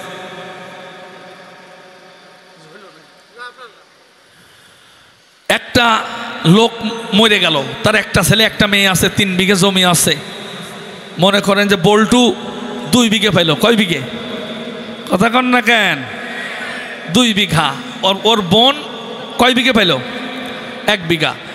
এই বল্টু যখন বিয়ে করিল তখন এর ওয়াইফকে দেনমোহর হিসেবে 1 বিঘে দিয়ে দিল। এর হইল কত? 1 বিঘে। আর বোনের 1 বিঘা। বোনটা যখন এ বিয়ে দিয়েছে তখন বোন 1 বিঘা জমি ওর দেনমোহর হিসেবে স্বামীর কাছ থেকে নিয়ে ও পাইল। তাহলে ওর কত হইল? আর এই বল্টুর কত? এরপরে এই 2 বিঘা যে পাইল, এরপরে এই বল্টুর আরও 8, এই ওর বোনের আরও 5-7 জায়গা থেকে জমি পাবে। ওর মায়ের জমি পাবে, ওর স্বামীর থেকে আবার পাবে, ওর এরকম 4-5 জায়গা খাত আছে, সেখান থেকে সে পাবে। পেয়ে মনে করেন স্যার 3 বিঘে হইল, কিন্তু ওই যে বল্টু ও কিন্তু 1 বিঘায় থেকে গেল। এবার বলেন 3 বিঘা জমির মালিক ওর বোন, এই 3 বিঘা জমি থাকার পরেও এর স্বামী যখন এর বাপের বাড়ি বেড়াতে আসবে তখন মিষ্টি কেনার টাকা, 3 বিঘা জমির ফসলের টাকা, ফসল বেচে টাকা দিয়ে মিষ্টি কিনা লাগে, নাকি ওই স্বামীর নিজের পকেটের টাকা দিয়ে শ্বশুরবাড়ি মিষ্টি কিনে নিয়ে যাবে? হ্যাঁ, কিন্তু বল্টু যদি শ্বশুরবাড়ি যায়, ওর তো জায়গায় 1 বিঘে মাত্র, ও টমেটো লাগায়, একটু আলু লাগায়, পেঁয়াজ লাগায়, ধান লাগায়, ওই বেচে সংসার চলে। এখন এ যখন শ্বশুরবাড়ি যায় তখন এর ওয়াইফকে বলে যে তোমারই তো বাপের বাড়ি যাচ্ছি, তা টাকাটা তুমিই দাও, তোমার বাড়ি মিষ্টি কিনে নিয়ে যাবো, তাই বলে নাকি? ওর ওই সম্পদ বেচে, ওর ওই টমেটো 4 কেজি 5 কেজি বেচে, এখন তো 50 কেজি টমেটো বেচলেও টাকা উঠতেছে না, ওর ওই পেঁয়াজ বেচে, মরিচ বেচে এরপরে মিষ্টি কিনা টাকা গুছানো লাগে। এরপরে যে বোন 3 বিঘে জমির মালিক, ওই বোন ভাগ্নে সহ যখন বেড়াতে আসে তখন এই বল্টুর বাজার করা লাগে, গরুর মাংস কিনা লাগে। তখন এ কথা বলতে পারে না যে তুই তো আমার বোন, তোর তো 3 বিঘে জমি আছে, তোর তো কোনো খরচ নেই, তোরাই তো খাবি, দেখ 2000 টাকা দে, বেনাপোল হাটের থেকে কিছু গোশ কিনে আনি, এই বলে নাকি? ও নিজে বল্টুর ওই যে কিছু ধান ছিল ওই ধান বেচে তার আপ্যায়ন করা লাগে। এই বল্টুর বাড়ি যত মেহমান আসে এর ফুফু আসে, আত্মীয় স্বজন আছে, ওই 1 বিঘা জমির চাষের উপরেই সব মেহমানদারি করানো লাগে। এই জন্য আল্লাহ ছেলেকে, এর খরচ বেশি আর এর খরচ নেই, তারপরেও তার সম্পদ দিয়েছে এবং তার সম্পদের কোনো খরচ করতে বাধ্য না, কিন্তু বল্টু খরচ করতে বাধ্য। এই জন্য আল্লাহ এই যে ছেলেকে 2 বিঘা আর মেয়েকে 1 বিঘা দিয়ে, এটা আল্লাহ অন্যায় করেছেন, ভুল করেছেন, তাই না? কথা কন না কেন? তাহলে যারা এটাকে ভুল ধরে সমান সমান করতে চায়, তাহলে তারা আল্লাহর সাথে পাল্লা দিয়ে এই যে কাজ করার জন্য যে ইচ্ছা পোষণ করেছিল, তাহলে আমার মনে হয় যে ওদের মাথার ভিতরে ঘেলু নেই, কুত্তার পায়খানার গবর ছাড়া মাথার ভিতরে কিছু নেই। কথা বলেন ঠিক কিনা? আল্লাহরে ভুল ধরে কোন বেরেন নিয়ে আল্লাহরে ভুল ধরবা? আল্লাহ কি দারুণ বন্টন করে দিলেন। এই বন্টন যদি কেউ খুশি না হয়, আল্লাহ নবীজি বলেছেন আল্লাহ যেভাবে ভাগ করে দিয়েছেন, কে কতটুকু পাবে, বউ কতটুকু পাবে, কেউ মরে গেলে মা কতটুকু পাবে, স্ত্রী কতটুকু পাবে, ভাই কতটুকু পাবে, সব ইসলামে বলে দেওয়া আছে। সূরা নিসার একটা আয়াতে বন্টন করা আছে। আল্লাহর নবীজি বলেছেন এই বন্টন যদি কারোর ভালো না লাগে, জাহান্নাম তার জন্য ওয়াজিব। জোরে কর নাউজুবিল্লাহ। এই শাদিপুরেও কিছু লোক আছে, মেয়েরে জমি দিতে চায় না, খালি ছেলের নামে লিখে দিয়ে ওই মেয়েরে পার করে দিতে চায়, আছে না নেই? এই চিন্তা করলে জাহান্নাম তোমার জন্য ওয়াজিব। কারণ নবীজি আরেকটা হাদিসে বলেছেন, কতা আল্লাহু মিরাসাহু মিনাল। কথা কন না কেন? জবাব যেভাবে আসতেছে তাতে আর শুনতে যাচ্ছে না। বাকি দুটো পয়েন্ট কি থাকবে? অনেকে ঈদের সময় এনজয় করতে লাল পানি খায়, যদিও শাদিপুরে নেই, আছে না নেই? তাহলে এই যে কাজগুলো করে, এটা হালাল না হারাম? নবীজি বলেছেন লা ইয়াদখুলুল জান্নাতা মুদমিনু খামার। মদ পান করলে ও কোনোদিন জান্নাতে যাবে না। মদ পান করলে লা ইয়াদখুলুল জান্নাহ, জান্নাতে ঢুকতেই পারবে না। আল্লাহর নবীজি ক্লিয়ার বললেন। অথচ যে এই লাল পানি খাইয়ে ঈদের উৎসাহ উদ্দীপনা করেছে, আনন্দ করেছে, ও কিন্তু ঈদের নামাজও পড়েছে জান্নাতে যাওয়ার জন্য, আছে না নেই? খবরদার, হারাম কাজকে উৎসাহ দেওয়া যাবে না। হারামকে হারাম মনে করে কেউ যদি খায়, কেউ মদ খায়, জানে যে এটা খারাপ অন্যায় হচ্ছে, ওর ইমান যাবে না। কিন্তু ও যদি মনে করে ওরে যুবককালে একটু একটু করা যায়, লাগা, এই যে উৎসাহ দিল, এই উৎসাহ দেওয়ার কারণে ওর আর ইমান থাকবে না। কারণ আল্লাহ যেটা হারাম করেছে সেটাকে তুমি জায়েজ ফতোয়া দেওয়ার সাথে সাথে তোমার ইমান নষ্ট হবে। এই আলোকে, এই ফতোয়ার আলোকে বাংলাদেশের লাখ লাখ মানুষ কাফের হয়। তার কারণ একটা আছে, এই যে বিয়ে এবং মুসলমানিতে যে গান বাজনা হয়, আছে না নেই? কিছু কিছু বাড়ির মনে করেন যে 50 জন সদস্য আছে, একজন হুজুর, ও বলে যে না, এই বিয়েতে গান বাজনা বাজানো যাবে না। তখন বাড়ির অন্যান্য সবাই বলে বিয়ের দিন একটু আড্ড ফুর্তি করবে, আনন্দ ফুর্তি করবে, তা তোর জন্যই এই দাড়ি নিয়ে টুপি নিয়ে খালি নামাজ করিস, হুজুরগিরি করিস, আর একটু বিয়ের দিন ফুর্তি করবে, তোর জ্বলায় তাও করার জন্যই। এরকম বলা লোক আছে না নেই? এই বলার সাথে সাথে গান বাজনা হালাল না হারাম? হারামকে তুমি যদি বিয়ের দিন একটু একটু করলে ও কোনো ব্যাপার না, নো মাইন্ড, ডোন্ট মাইন্ড, এ জাতীয় বলে যদি হারামকে হালাল করার চেষ্টা করো, সঙ্গে সঙ্গে ইবলিসের মতো কাফের হয়ে যেতে হবে। আল্লাহ পাক আমাদের বোঝার তৌফিক দান করুক, বলি আমিন। এরপরে 9 নাম্বার, নবীজির আদর্শের চাইতে অন্য কারো আদর্শ যদি কেউ উত্তম মনে করে, অন্য কারো আদর্শের সৈনিক পরিচয় দেয় কোনো মুসলমান, তাহলে তার আর ইমান থাকবে না। কথা কি বোঝা যায়? যদি কেউ বলে আমি ডক্টর ইউনুসের আদর্শের সৈনিক, বলেন তো তার ইমান থাকবে না চলে যাবে? কথা কন না কেন? কেউ যদি কলা ঝাঁকিয়ে বলে আমি সাইদির আদর্শের সৈনিক, ওর ইমান থাকবে না চলে যাবে? দলিল নেন, সূরা আহজাব 21 নম্বর আয়াত, 21 পারার 19 পৃষ্ঠার 13 নম্বর লাইনে আছে। আল্লাহ স্পষ্ট বলেছেন, আল্লাহ পাক বলেন, লাকাদ কানা লাকুম ফি রাসূলিল্লাহি উসওয়াতুন হাসানাহ লিমান কানা ইয়ারজুল্লাহা ওয়াল ইয়াওমাল আখির ওয়া যাকারাল্লাহা কাসীরা। জোরে কোন আল্লাহু আকবার, আরো জোরে কোন আল্লাহু আকবার।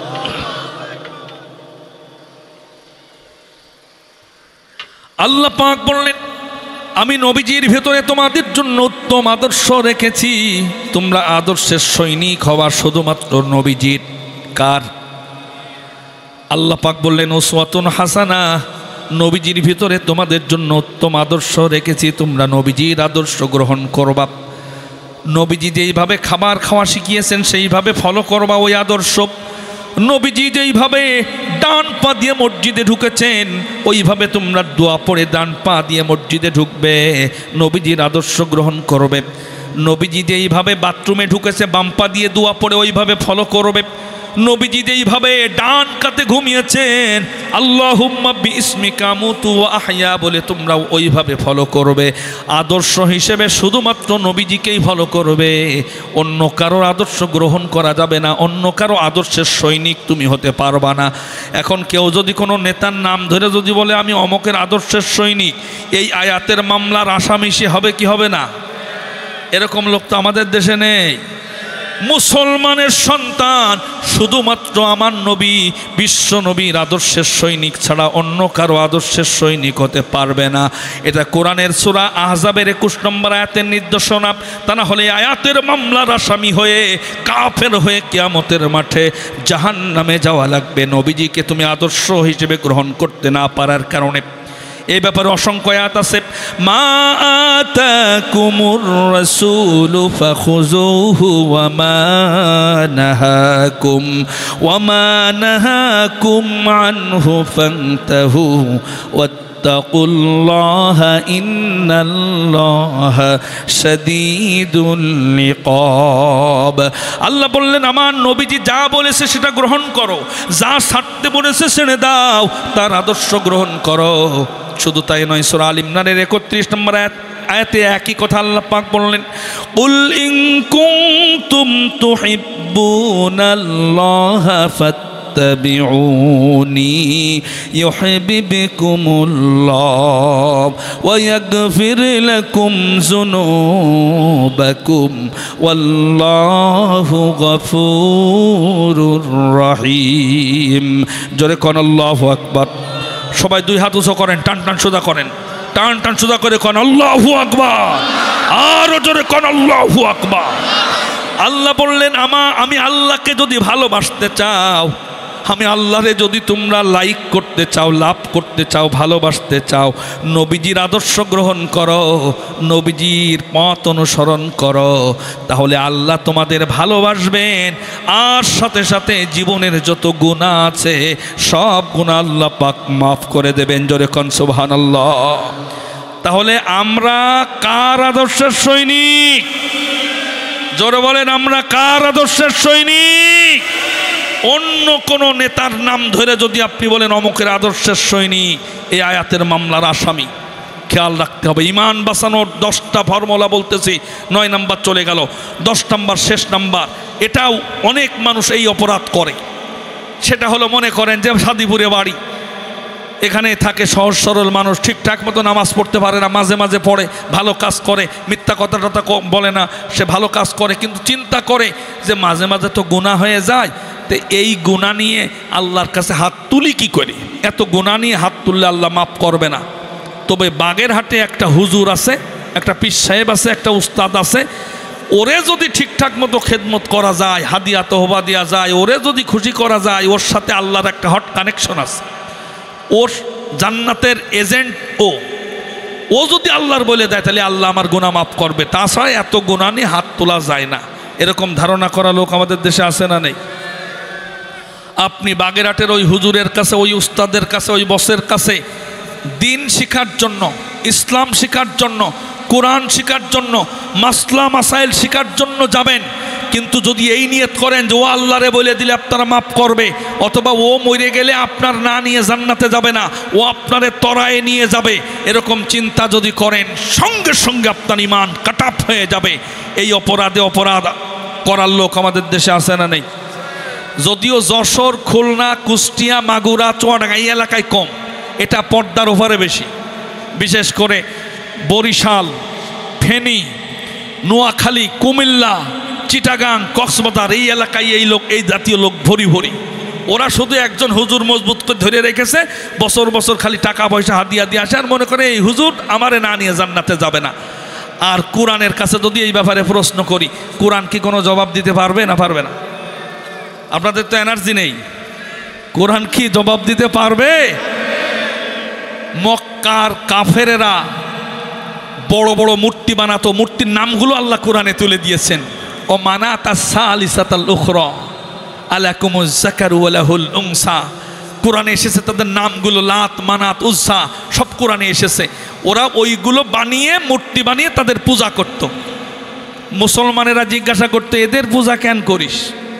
তখন ওরা বলতো এরা এক সময় পৃথিবীতে যখন বিচরণ করেছে ওরা আল্লাহর খাস বান্দা ছিল, তো ওরা তো মরে গেছে, ওদের সাথে আল্লাহর একটা হট কানেকশন ছিল, ওরা তো কবরে, তো ওদের একটা মূর্তি বানিয়ে ওদের খুশি করি, ওদের ইবাদত করি, ওদের পূজা করি, যাতে করে মা না'বুদুহুম, ওদের পূজা করার কারণ হলো ইল্লা লিয়ুকাররিবুনা ইলাল্লাহি যুলফা, সরাসরি আল্লাহরে তো পাওয়া যায় না, একটা মাধ্যম লাগে, এই জন্য ওদের পূজা করি, খুশি করি, যাতে ওরা আমাদের আল্লাহর কাছে নিয়ে যায়।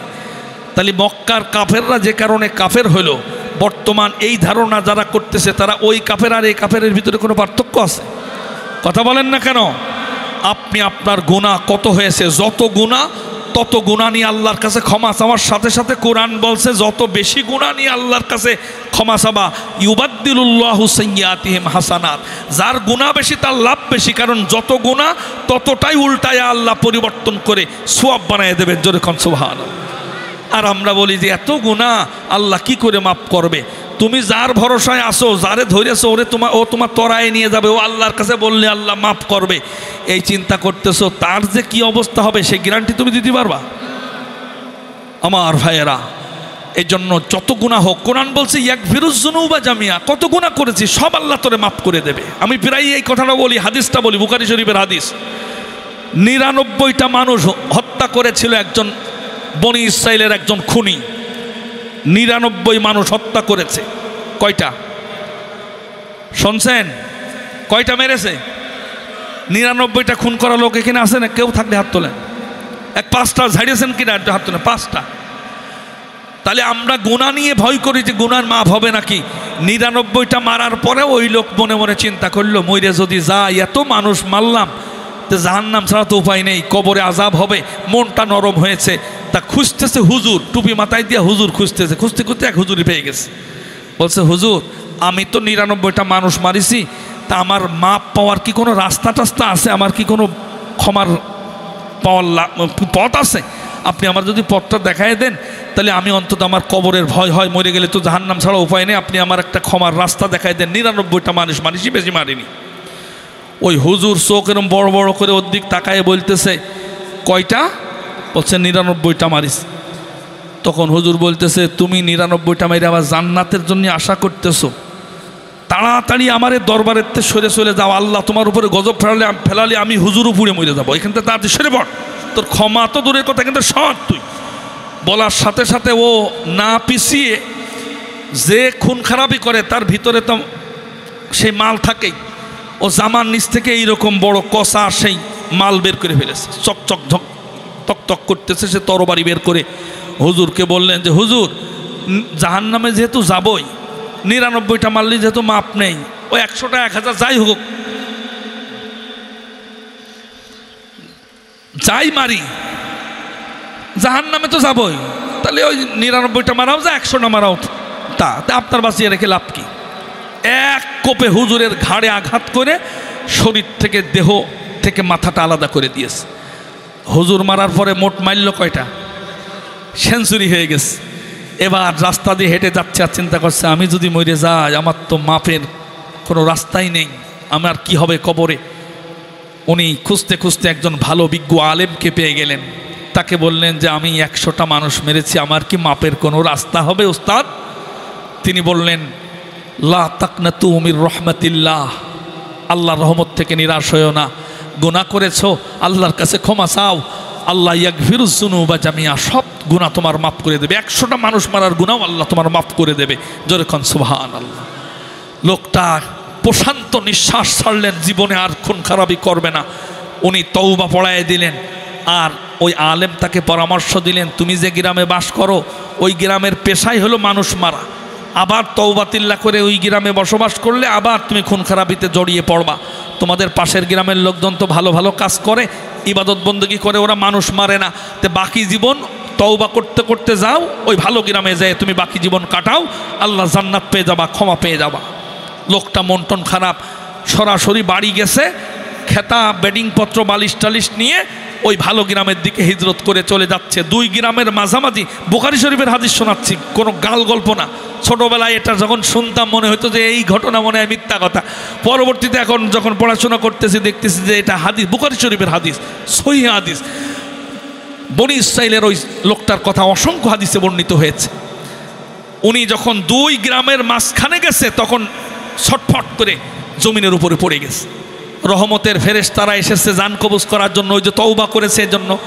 আর আযাবের ফেরেশতারা এসেছে 100 মানুষ মারার জন্য, জান কবজ করার জন্য এসেছে আযাবের ফেরেশতারাও। কারণ মানুষ খুন করেছে কয়টা? আপনারা কি শুনতেছেন? এখন 2 গ্রুপই গাঞ্জাম বেঁধে গেছে। ফেরেশতারা, রহমতের ফেরেশতারা বলে জান কবজ করে আমরা নিয়ে যাব। গজবের ফেরেশতারা বলছে না, পাও না আমাদের, কারণ 100 মানুষ মেরেছে 2 গ্রামের মাঝখানে। পরবর্তীতে সালিশ দরবার করার পরে বিচারক রায় দিলেন যে ওর বাড়ি থেকে হাত মেপে দেখো যে তার বডিটা তার বাড়ির দিকে আছে নাকি ভালো গ্রামের দিকে। যদি ভালো গ্রামের দিকে ওর বডিটা বেশি থাকে তাহলে রহমতের ফেরেশতারা আমরা জান কবজ করে নিয়ে যাব। আর যদি নিজের বাড়ির দিকে, ও তো খুন খারাপের গ্রাম, নিজের গ্রাম, ওই গ্রামের দিকে যদি ওর বডিটার বেশি অংশ থাকে তাহলে আযাবের ফেরেশতারা নিয়ে যাবে। এবার হাত মাপা শুরু হয়ে গেল। মাইপে দেহটার কাছে যাওয়ার সঙ্গে সঙ্গে দেখলেন যে 1 বিঘত পরিমাণ নিজের গ্রামের দিকে, ওই ভালো গ্রামের দিকে 1 বিঘত পরিমাণ যেতে পারে নাই, নিজের গ্রামের দিকে 1 বিঘত পরিমাণ বেশি আছে নিজের গ্রামের দিকে। এখন বুঝে থাকলে বলেন তো রহমতের ফেরেশতারা তার জান কবজ করবে না গজবের? হ্যাঁ, আযাবের ফেরেশতারা বললে এই দেখো আমাদের পাওনা, আমরা জান কবজ করব। কিন্তু রহমতের ফেরেশতারা বলল যে তোরা যেভাবে মাপলি তাতে মনে হচ্ছে যেন মাপ ঠিক হয়নি। ওই যে ছোটোবেলায় ডাঙ্গুলি খেলতাম আমরা, ওই যে লাঠি দিয়ে যে ছোটো বানায় মাইরে জোরে মারা হয়তো, কি খেলা কয় ওর? ডান্ডা বাড়ি, গুলি লাঠি। আমাদের এলাকায় হলো ডাঙ্গুলি। ওই খেলা যখন হতো কিছু কিছু বাটপার খেলোয়াড় ছিল, ওরা দড়ি দিয়ে মাপার সময় 10, 15তে 28, 29 করে চলে যেত, এরকম আছে না? তখন আমরা বলতাম যে বাটপার তুই আবার মাপ, চুরি করেছিস। তো ওই ফেরেশতারা বলতেছে তোমাদের মাপ ওরকম চুরি হয়েছে, মাপ মনে হচ্ছে ঠিক হয়নি, এবার লাস্ট অ্যান্ড ফার্স্ট মাপ হবে, এবার ভালো করে মাপো। আবার মাপ শুরু হয়ে গেল, আর মাপা হবে না, এই শেষ। যখন ওরা মাপতেছে তখন আল্লাহ পাক রব্বুল আলামিন, ও আল্লাহ তো চান যে বান্দা মাপ পেয়ে যাক, আল্লাহ বান্দা জান্নাতে চলে যাক। যখন মাপতেছে তখন রব্বুল আলামিন তার দেহটা মাটি সহ ওই ভালো গ্রামের দিকে 1 বিঘত পরিমাণ সরিয়ে দিয়েছেন। জোরে কোন সুবহানাল্লাহ। এরপরে মাইপে যেয়ে মাপতে মাপতে মাপতে লাশের কাছে গিয়া দেখে যে লাশটা 1 বিঘত পরিমাণ ভালো গ্রামের দিকে। তখন রহমতের ফেরেশতারা বিজয় ধ্বনি দিয়ে উল্লসিত হয়ে ওদেরকে বললেন, বললাম না যে মাপ ঠিক হয়নি, দেখ অরিজিনাল মাপ এবার হইল, আমাদের পাওনা। রহমতের ফেরেশতারা তার জান কবজ করে নিয়ে গেল। 100 মানুষ মারার পরেও হাদিস বুখারী শরীফে এসেছে লোকটা জান্নাতে চলে গেল। জোরে কোন সুবহানাল্লাহ। তাহলে আমরা যত গুনাহ করি আল্লাহর কাছে ক্ষমা চাইলে আল্লাহ মাফ করবে না? করবে না? তাই বলে 100টা মানুষ মারার নিয়ত করেন না। ওই লোকরে আল্লাহ মাফ করছিল, ওর কপাল। কিন্তু আপনারে যে মাফ করবে, একজন মানুষ যদি কেউ হত্যা করে, কোরআন বলছে তামাম পৃথিবীর সব মানুষ মারার গুনাহ তার আমলনামায় লেখা হবে। অন্য জায়গায় বলা হয়েছে ওমাই ইয়াকতুল মুমিনাম মুতাআম্মিদান ফাজাযাউহু জাহান্নাম, স্থায়ীভাবে জাহান্নামে যাবে কেউ যদি মানুষ মারে। ওরে আল্লাহ মাফ করেছিলেন, ওর প্রতি আল্লাহর দয়া ছিল, তাই আপনার মাফ করবে গ্যারান্টি দেওয়া যাবে না। মানে আমি বুঝালাম যে গুনাহ নিয়ে এই ভয় করা যাবে না, এত গুনাহ আল্লাহ মাফ করবে না। যত গুনাহ চোখের পানি ছেড়ে আল্লাহর কাছে ক্ষমা চাইলে আল্লাহ পাক মাফ করে দেবেন। কাউকে নির্ভর করবেন যদি আপনি যে অমুক আমারে মাফ করায় নিয়ে যাবে, অমুক আমারে তরায় নিয়ে যাবে, অমুক আমারে আল্লাহরে বললে আল্লাহ আমারে ভালোবাসবে, ক্ষমা করবে, এই চিন্তা করলে কাফের হবে। যারা পরে এসেছেন তাদের জন্য আমরা এক নজরে আবার জেনে নেই ঈমান ঠিক রাখতে করণীয় কি, এবং ঈমান ধ্বংস হয় যে কারণগুলোতে। 1 নাম্বার, কোরআনের আয়াত অস্বীকার করা যাবে না। 2 নাম্বার, কোরআন শুনলে মন খারাপ করা যাবে না, খুশি হতে হবে। 3 নাম্বার, কোরআনের মাহফিলে জীবনও বাধা দেওয়া যাবে না। 4 নাম্বার, ইসলামের বিজয় কামনা করতে হবে, বিজয়ের জন্য প্রচেষ্টা চালাতে হবে। ইসলামের বিজয় যদি আপনি না চান তাহলে আপনি ঈমানের উপরে টিকে থাকতে পারেন নাই। কোরআন দিয়ে বিচার ফয়সালা করার জন্য প্রচেষ্টা চালাতে হবে, কোরআনকে জায়গা মতো নিয়ে যাওয়ার জন্য আপনার ভূমিকা থাকতে হবে। 6 নাম্বার, ধর্মনিরপেক্ষতায় বিশ্বাসী আপনি হলে আপনি কাফের, আপনার ঈমান নেই। 7 নাম্বার, কোরআনের কোনো বিধান যদি অপছন্দ করেন, একটা বিধানও যদি অপছন্দ করেন, সব ভালো লাগে একটা ভালো লাগে না, এমন যদি হয় আপনি কাফের হয়ে যাবেন, ঈমানের উপরে থাকতে পারবেন না। 8 নাম্বার, হারাম কাজে উৎসাহ দেওয়া যাবে না। গান বাজনা হারাম মনে করে গান গাচ্ছেন, করছেন, শুনছেন, ঈমান যাবে না। কিন্তু উৎসাহ যদি দেন, না রে লাগা, কোনো অসুবিধা নেই, এরকম উৎসাহ দিলে আপনি কাফের হবেন। 9 নাম্বার, অন্যের আদর্শ, নবী ছাড়া অন্য কারো আদর্শের সৈনিক হলে, অন্যের আদর্শ অন্য আদর্শ উত্তম মনে করলে ঈমানের উপরে থাকা যাবে না। সর্বশেষ 10 নাম্বার, ক্ষমা লাভের জন্য কোনো মাধ্যম লাগে মনে করলে আপনার ঈমান নষ্ট হয়ে যাবে, আপনি নিজে আল্লাহর কাছে ক্ষমা চাইবেন। আল্লাহ পাক আমাদেরকে বোঝার তৌফিক দান করুক, বলি আমিন। ওয়া আখিরু দাওয়ানা আলহামদুলিল্লাহি রাব্বিল আলামিন।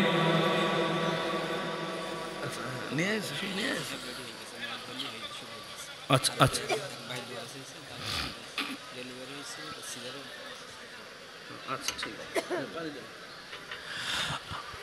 وآخر دعوانا الحمد لله رب العالمين سبحانك اللهم وبحمدك أشهد أن لا إله إلا أنت أستغفرك وأتوب إليك। এখন দোয়া হবে, প্রত্যেকের জন্য দোয়া হবে, আত্মীয় স্বজনের জন্য দোয়া হবে। কেউ উঠাউঠি করবেন না, এবং রাস্তার পারে যারা আছেন ফাঁকা জায়গা দেখে আপনারা ভিতরে বসে পড়ুন। প্রত্যেকেই নামাজে যেই দুরূদটা পড়ি সেই দুরূদটা পড়ে নেই।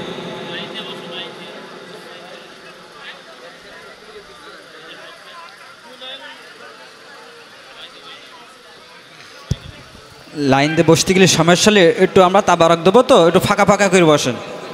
লাইনে বসতে সমস্যা হলে একটু ফাঁকা ফাঁকা, যারা তাবারক দেবে তাদের যাওয়ার জন্য একটু রাস্তা করে দেন, মেহেরবানি করিয়া। যারা তাবারক দেবে একটু তাদের যাওয়ার জন্য রাস্তা করে দিন।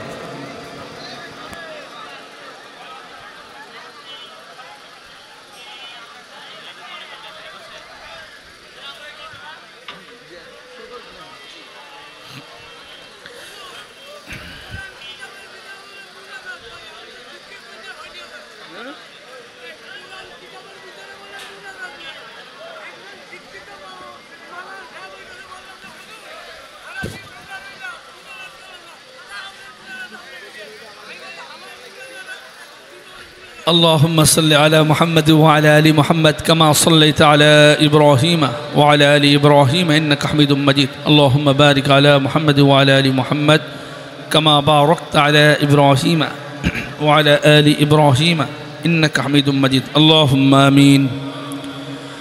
ربنا ظلمنا أنفسنا وإن لم تغفر لنا وترحمنا لنكونن من الخاسرين. ربنا آتنا في الدنيا حسنة وفي الآخرة حسنة وقنا عذاب النار.